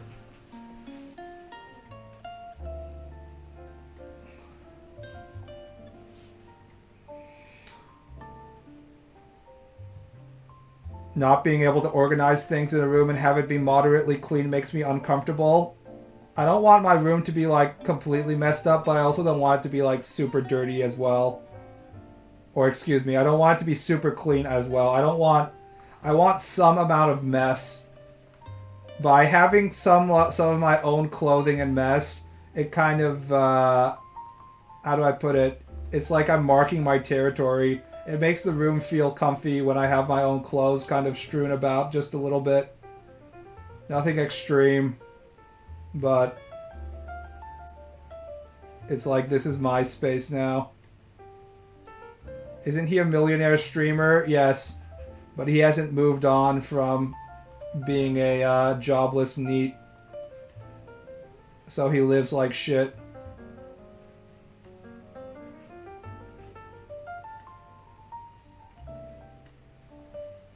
If the only thing you want in life is to play World of Warcraft, then it doesn't really matter how much money you have. It just means you don't have to have a job and you just get to keep on playing World of Warcraft. It's a pretty sad existence considering World of Warcraft is such a shitty game at this point. But he can't move on. I feel bad for him. It'd be one thing if you're like got to play really good video games your entire life. But he's playing WoW, so he has a very sad existence. I never got the appeal of WoW. I don't like WoW specifically because of its color palette. I don't like the art style. If the art style was different, I might have a different opinion of it, but it's not, so it was never an option for me. I immediately went to Final Fantasy XI when I thought I would pick up an MMO. I just don't like the colors. You know how like if they have a poison swamp in WoW, it's like a bright neon colored green. I don't like the color palette.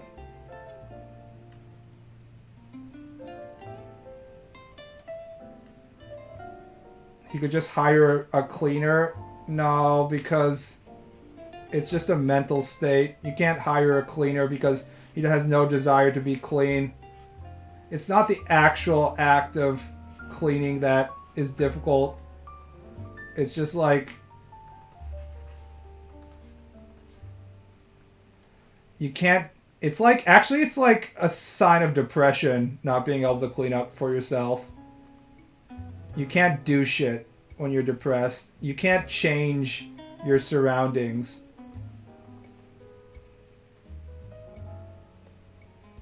As someone who has been semi-depressed at points in my life.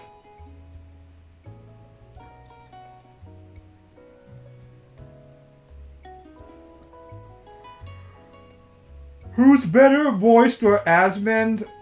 I watch Moist videos because his YouTube videos touch on subjects that I care more about than Asmongold. I don't like how Asmongold. I get recommended Asmongold videos on YouTube all the time, and I specifically have told YouTube to stop sending me Asmongold videos. I don't like how his videos are just him reacting to other people's videos.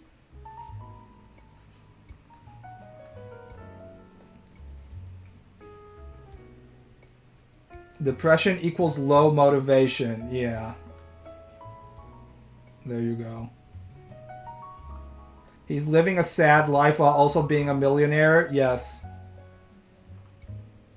You've basically described the entire Asmongold experience.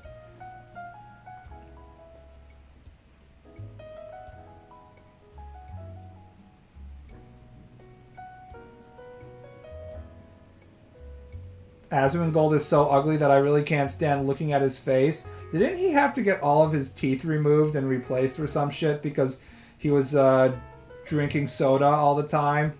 Maybe it wasn't all of his teeth, but I remember his teeth got seriously fucked up or something. He's basically a meth head without the meth. Instead of meth, he has WoW.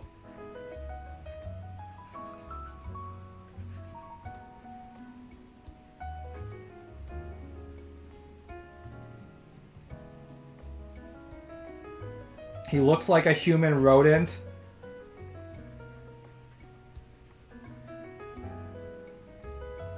Not really fair to all the rodents out there, but I see where you're coming from.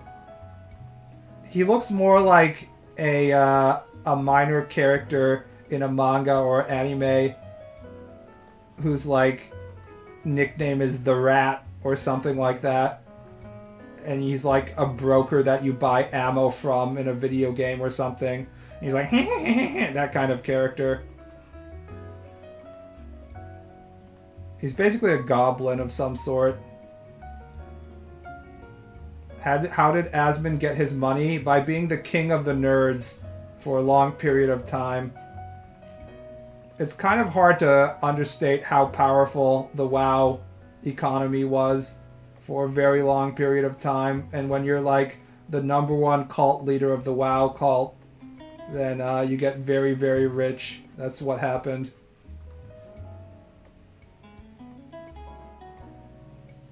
Nezumi, yeah. Nezumi Otoko.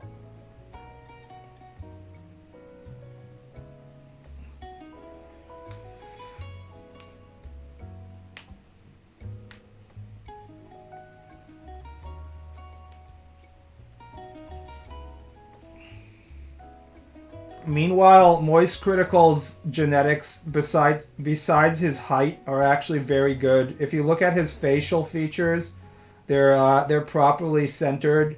He's what you would call conventionally attractive. He tries to hide it by having like a stupid beard and long hair and shit and having a bunch of tats, but he's very much a conventionally attractive human being. Even if he's a cringe video game streamer.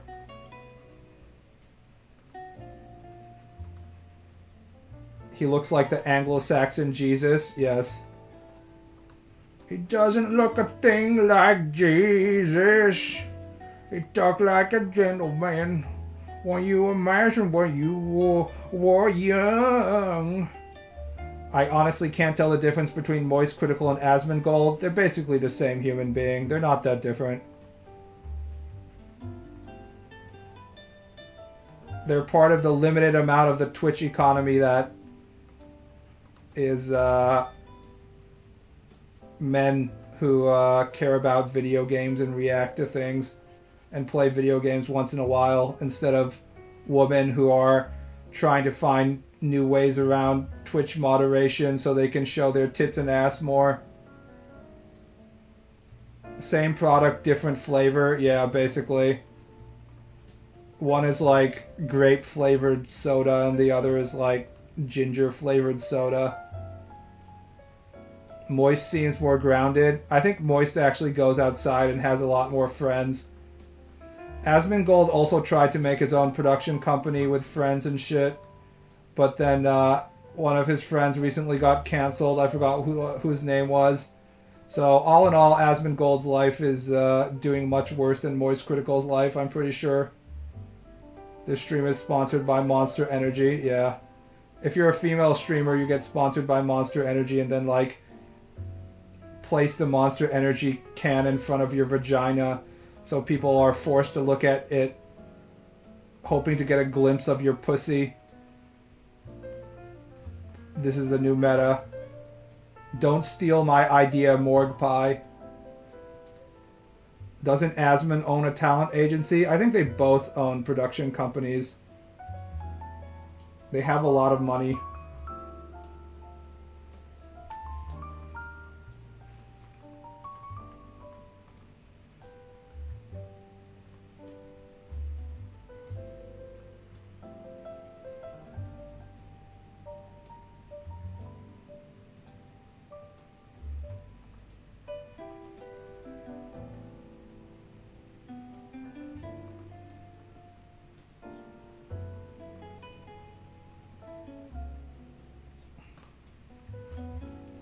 Balance the monster can on your tits. What was it that got outlawed by Twitch mods recently? Was it focusing on a specific body part for a long period of time or something? I can't remember what it was that the titty streamers were trying to do to get around the Twitch mods and what their response was in terms of how they were wording what you weren't allowed to do. It was like if you have your camera centered on your ass the entire stream, even if your ass is covered with like a green screen or something, they're gonna start banning you. I can't remember what it was. All the women on Twitch should be in burqas, focus on the game.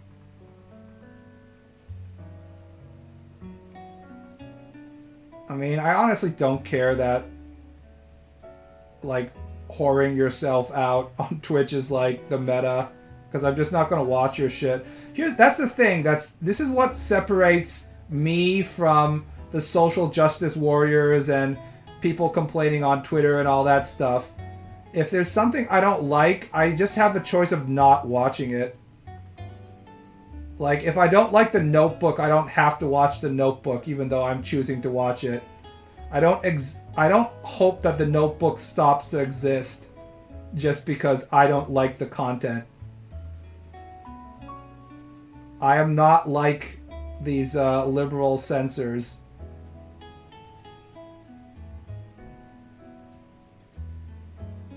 People should be chill, exactly. Just like don't consume the content you don't like. It's not that difficult.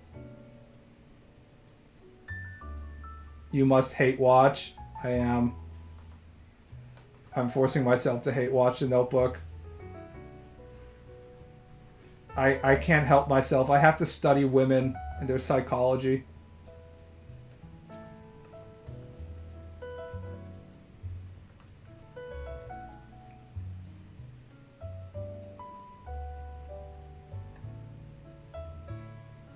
If your whole personality is sexy and nothing else, why are you on Twitch? To make money, dumbass. You think they care about you calling them like a no personality, boring human being? They're there to make money. Are you seriously asking why people are on Twitch? And by people, I specifically mean women with big titties. You must understand that these women have like a 10-year span between when they're legally allowed to stream themselves and when they've hit the wall. Maybe 15 years at most. They have to make their entire life savings in the next 15 years when they can receive insane money from simps. Or else they'll actually have to get a real job.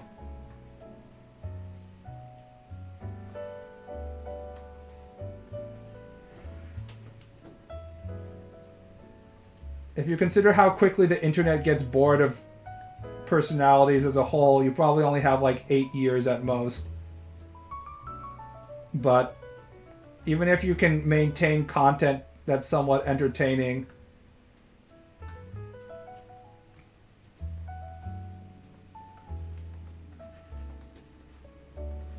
your boobs are going to start to sag at a very specific point in time. So the larger the boobs are, the more the sagging becomes an issue. So the titty streamers truly are on a ticking clock.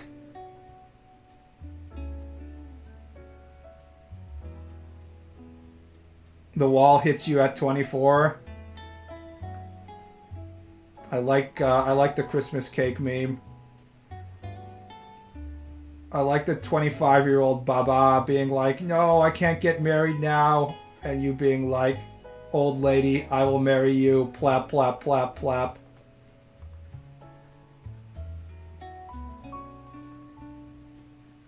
My beautiful anime teachers.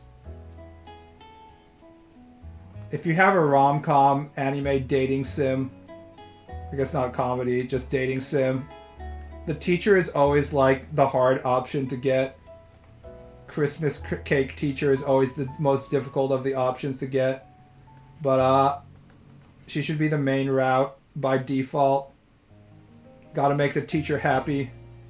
Belle Delphine is still going. They'll keep on going as long as they can keep on going. A face when BB has hit the wall. I fucking have gray hairs in my scalp.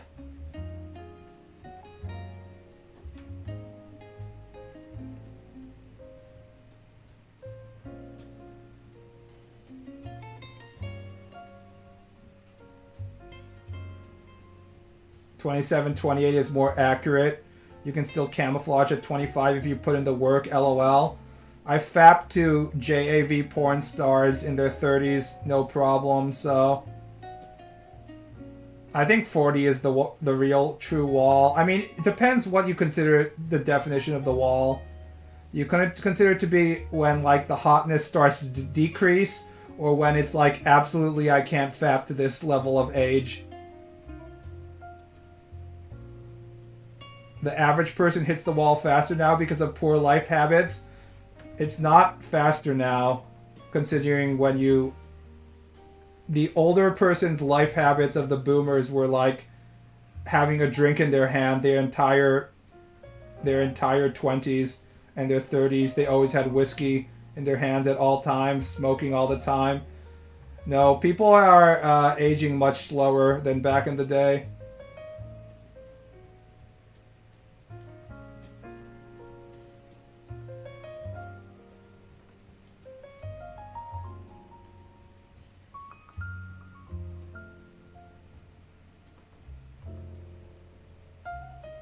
I draw the hands on hips pose quite a bit, and I never get better at it.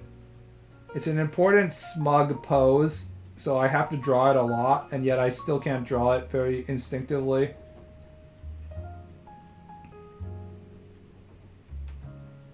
Boomers age like milk, yeah. All those hippie drugs they did were probably a bad idea.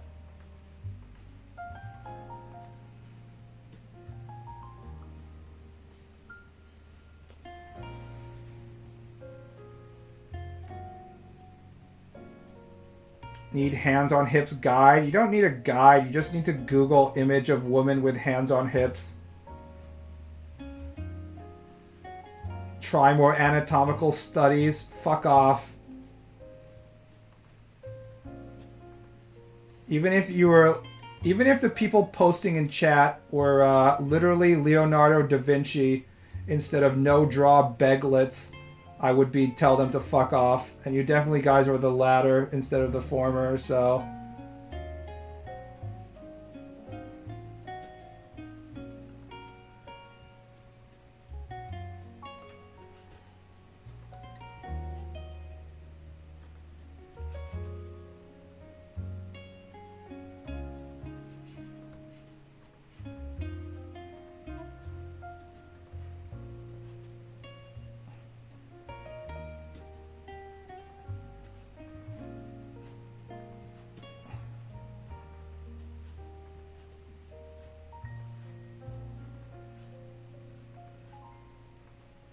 I'm the master artist in this stream, not you guys. Me. In fact, I'm gonna make it a mandatory requirement that you guys all stroke my ego when I'm doing this stream.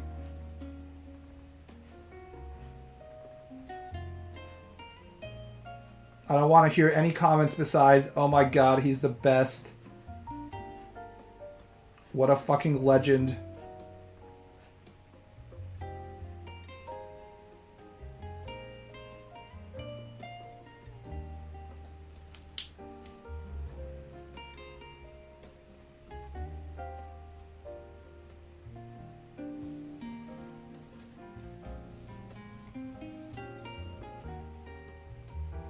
You'd fucking hate that. Yes, we actually know this because every once in a while there'll be a new viewer who shows up in stream who's like, hey bro, I don't come to stream very often, but I just wanted to come in to tell you how great you are. I'm like, yeah, thanks.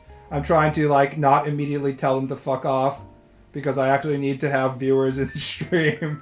But my immediate reaction is like, oh shit, someone's complimenting me, please fuck off. There's nothing worse than when you're like sketching in public at a museum and stuff, and then like a normie shows up and it's like, what are you drawing? Can I see? Oh my god, you're so good! It's just like, oh no. It's one of those people. How do I extract myself from this situation? This is fucking awful. Make her go away, please. Oh god. How do I... You want to tell them to fuck off, but you know that it's going to take more time for them to fuck off if you actually be hostile than if you're just like, haha, thank you.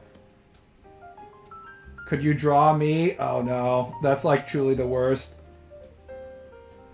I haven't had any could you draw me people yet, but I'm sure it's more common if you're like a female and like another female approaches you or something.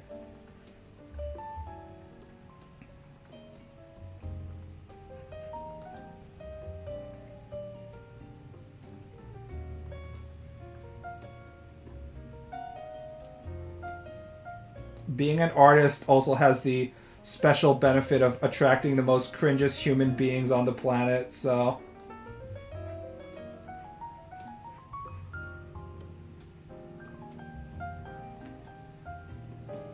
I have had a good portion of them. Ugh.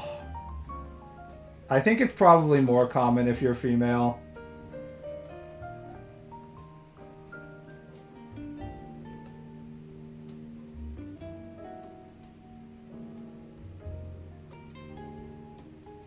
What if it's a 10 out of 10 Himecut goth girl that wants to be drawn? 10 out of 10 Himecut goth girls don't approach you and ask you to draw shit when you're minding your own business.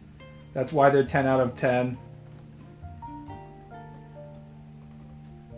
If she was truly the 10 out of 10 Himecut girl, then she would also be the school or class president and then sternly tell me that I'm breaking dress code in the morning when I enter the school. She'd be like, BB-san, I told you once again that your necktie is not properly tightened. You should be ashamed coming into this school like this.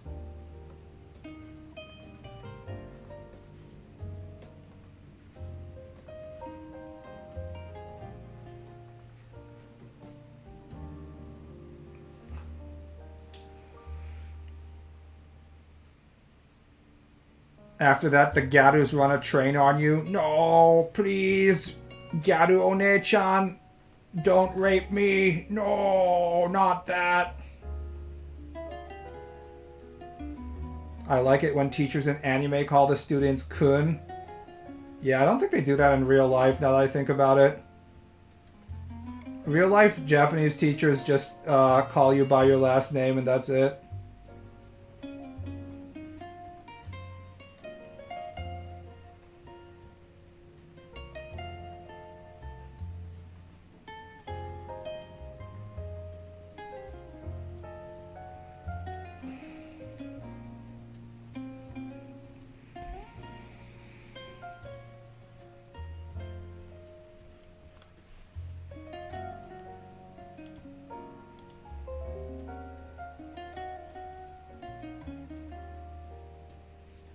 What a truly horrible fate. Me next. I have something to tell you guys.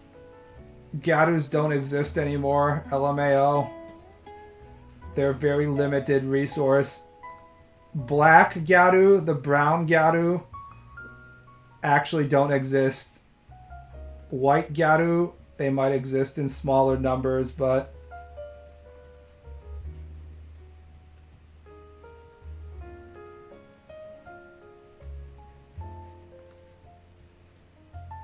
I think it might be easier to find them if you go to places other than Tokyo.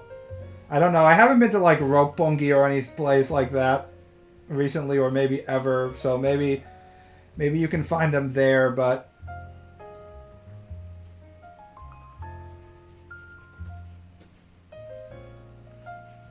besides that, I think it's pretty hard to find them. I mean, I guess it sort of goes into your definition of what we're going to consider to be a Gyaru, right?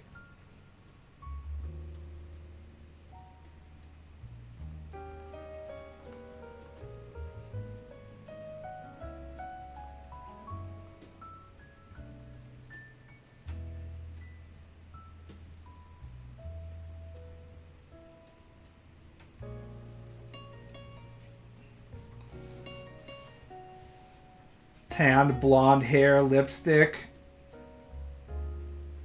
I like the new Jiraike girls better than Gyaru. Do you guys even know what Jiraike means? It means they're a fucking landmine. It means they look okay on the outside, but you're dealing with serious fucking mental health issues on the inside, which means you should be staying away from them.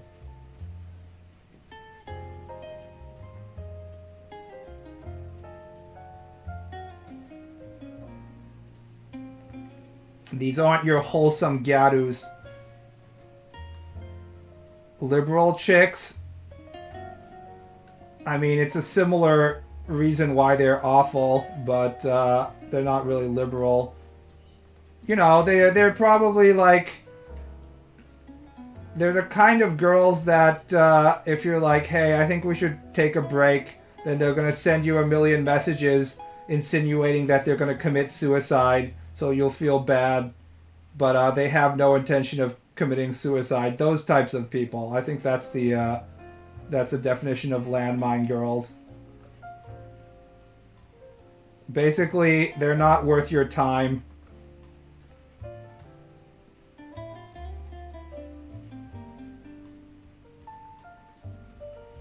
Liberal chicks are more forward, to be honest.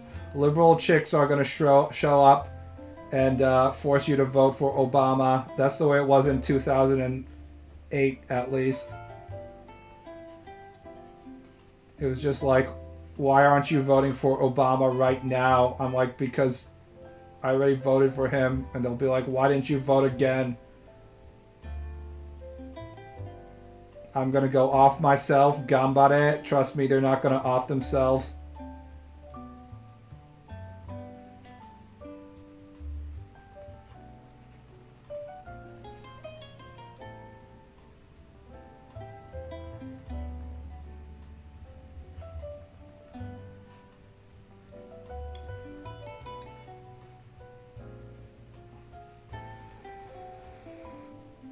Liberal chicks are much louder about their toxicity. They're also proud of their toxicity.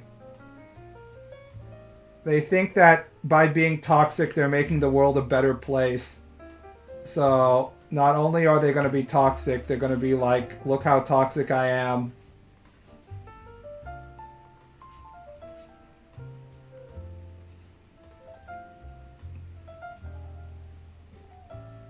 Can't even remember who ran against Obama. Mitt. I have a shit ton of money. I'm a Mormon. Romney. That's who. I guess that was the second Obama campaign. John.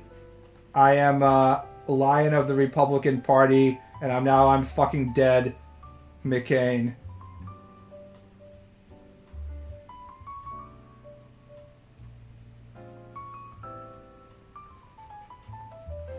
You knew that the Republican Party was truly losing its soul when it chose to side with the guy who was insulting the prisoner of war veteran who loyally served his country for years and years and years, and instead they decided they rather like the politically ambiguous casino and hotel magnate who has done questionable things his entire life.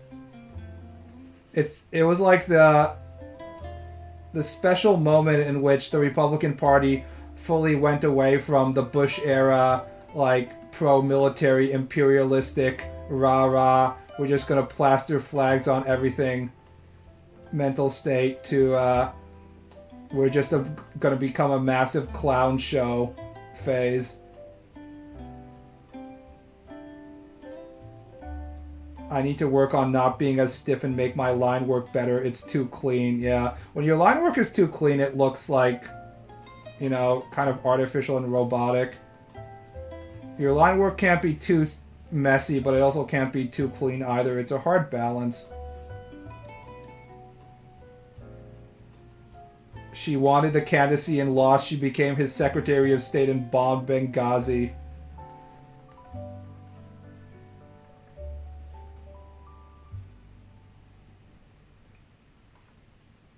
I started using the brush pen of Clip Studio Paint, which is meant to mimic the calligraphy brushes, not to be confused by the calligraphy pen, which is different. I mean, like Japanese calligraphy.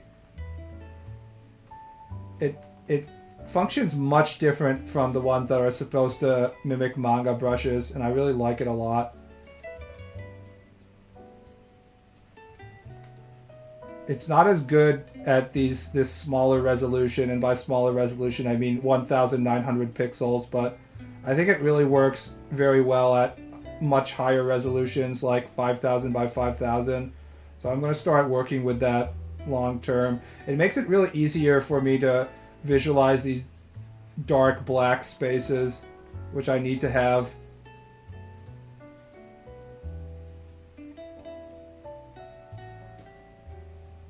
Is the Bush stuff basically jingoism? Yeah, but it's not like unique to Bush stuff.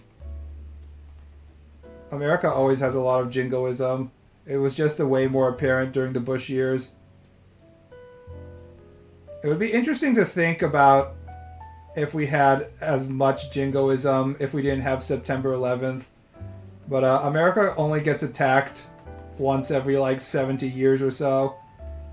So Americans really jumped up on that opportunity. America desperately wants to get attacked so they can have an excuse to start wars and stuff. But they rarely actually get that opportunity, so when they do get attacked, they're like, let's fucking go!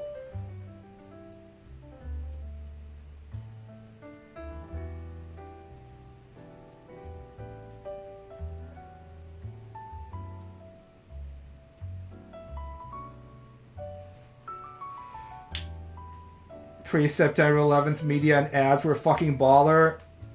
Before September 11th, 2001, was it? It was 2000. Was it 2000 or 2001? The only things that we were concerned about was like Britney Spears and whether she was too sexy or not. It was the official end of the 90s in which our number one concerns was whether Monica Lewinsky gave Bill a proper blowjob or not.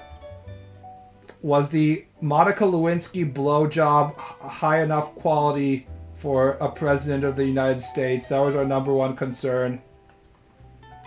Or we were like, oh my god, did OJ do it?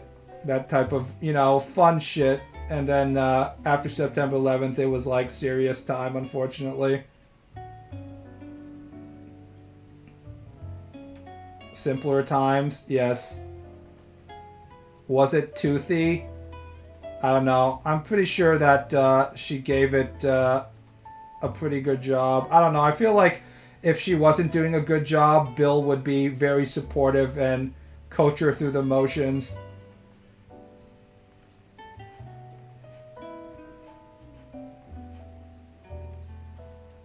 I'm pretty sure that Bill Clinton has got enough blowjobs that he knows how to coach a woman to be better at the art. Rest in peace, OJ. If it does not fit, you must acquit. At least the killer has been found dead now. How do we know? The real killer is still probably loose.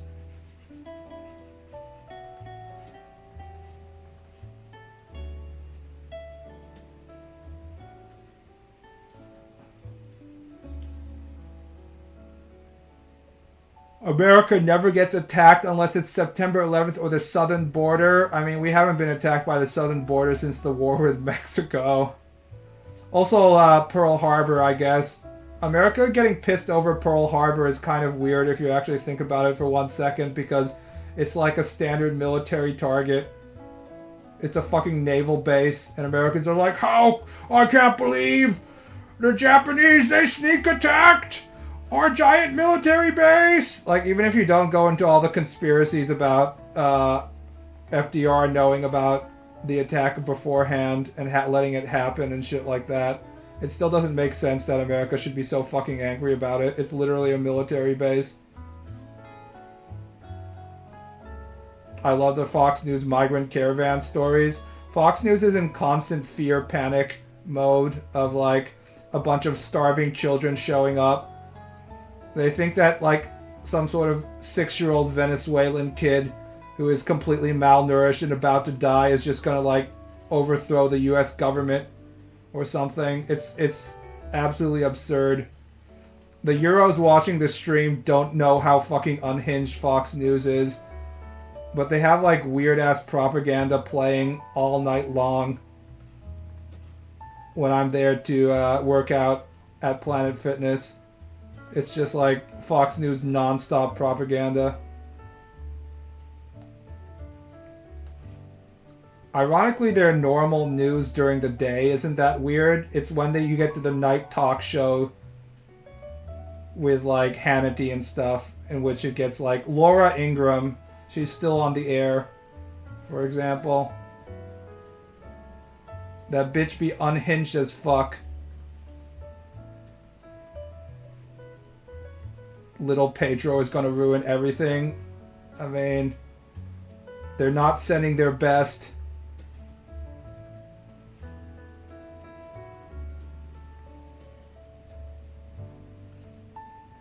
Ecuadorian refugee is literally white genocide. Maybe September 11th turned America insane. I mean, it turned America insane in one direction, but what turned America insane in terms of the current direction was Obama. Having a black guy in office for 8 years really fucked with a lot of people's brains, which is what gave us Trump.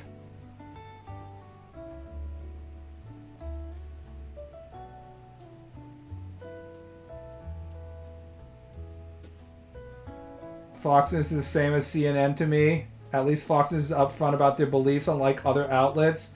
I mean, CNN is like... I'm not going to say it's decent, because CNN is like the people on the side of the road gawking at the car accident. They're just a bunch of flies that attach themselves to whatever's going to give them the most eyeballs. They don't have a political agenda that's too far out of mainstream, I would say.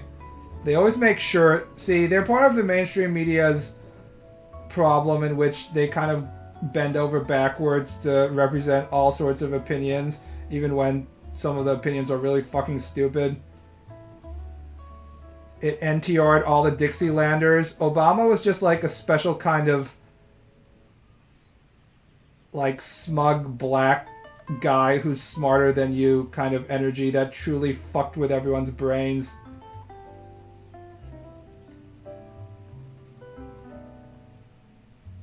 And the result is Trump.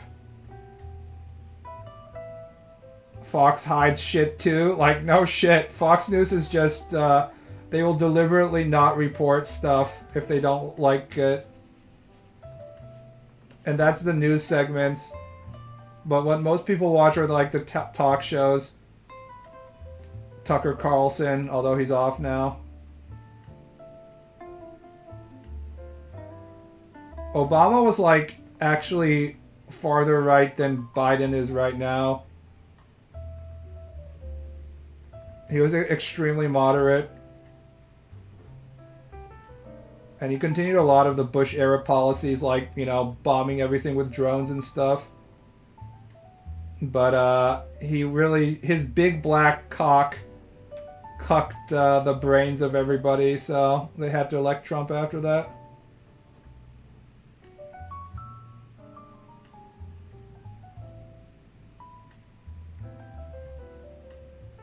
Tucker now off to interview Putin and make more conspiracy theories. He can't help himself. Tucker got a Tucker, you know.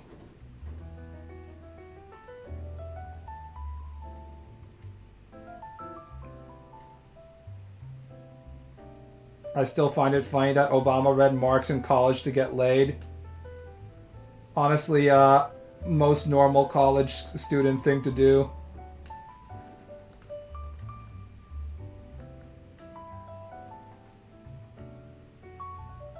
Don't remind the Democrats about Obama drone bombing everything.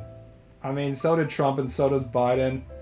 The truth is, troops on the ground is a real pain in the ass. So if you can solve your issues with drone bombing shit, it's probably better for everyone. Except the people who are getting bombed, I guess. They like not talk about that. I think Obama's sainthood in the Democratic Party phase is over, though. There was like a pretty strong period of Obama worship, which is why Biden was able to get elected, but I think we're kind of done with that. Democratic Party is pretty split between the far left liberals and the more moderate liberals right now. So I think the far left liberals don't remember Obama as fondly, so I don't think it's that Obama centric anymore.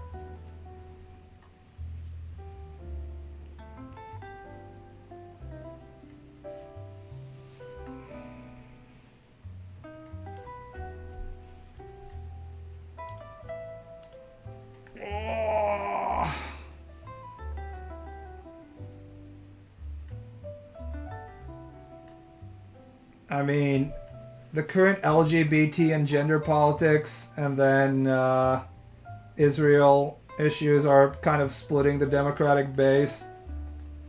Because both the Jews and the relatively small Arab population are both Democrat voters, so good luck with squaring that circle right there, Democratic Party. That's why I think that Trump probably is going to get reelected.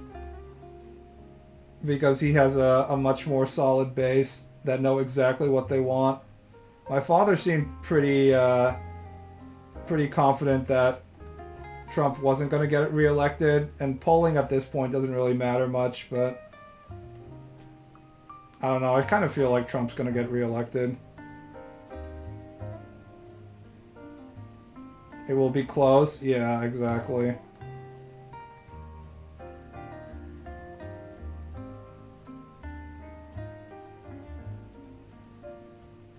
Trump could win on a single issue. Well, Trump doesn't need single issue voters because the Trump voting base completely agrees with whatever issues he raises. The Republican Trumpies adjust their opinions based on what Trump. I mean, Trump adjusts his opinions based on the Republican base, but the Republican base also adjusts their opinions based on Trump. Whereas the Democratic Party kind of gets split. Like, they're completely in line, so it really depends on what Biden does. I don't think he's going to do anything. We need less 80-year-olds in office. That's what everyone feels like, but when actually presented with the option to not vote for an 80-year-old or a 70-plus-year-old, they didn't take it, so... My mother was a huge Pete Buttigieg supporter during the initial Democratic primary, the last Democratic primary, and obviously that went nowhere, so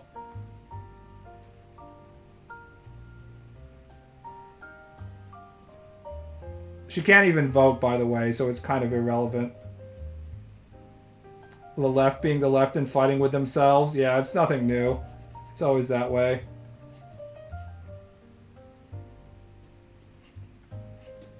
It's funny because the actual Democrats in Congress don't do that shit at all. It's just the voting base.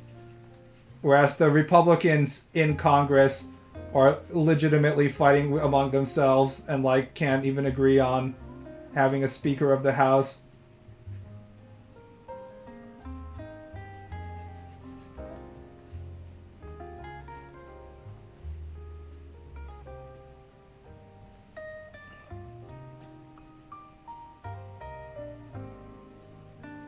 Women can't vote. The day was rescued.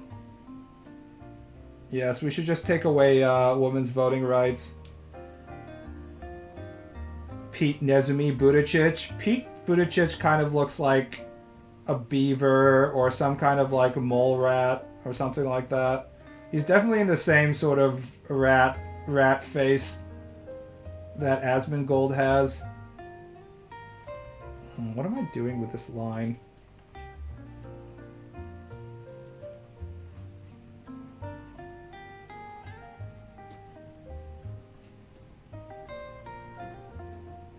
I haven't really figured out how diagonal the character's body is. Which is why I'm getting messed up. Pete looks like a sodomite rat. I mean, he is gay. Although it's not fair for all the people in Sodom and Gomorrah to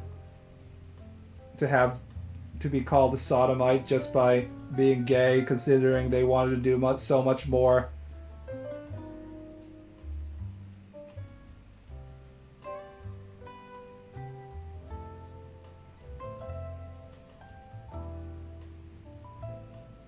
Crazy how he's gay and his last name is Butt. Like, Butt is an actual last name. I remember there was a football player whose last name was Butt a while ago.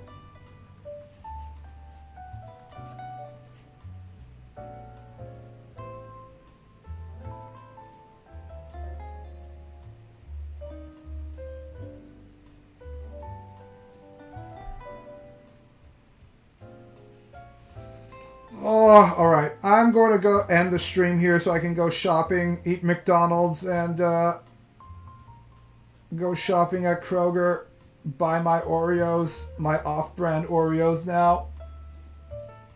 Did I make much progress in this stream? Not really.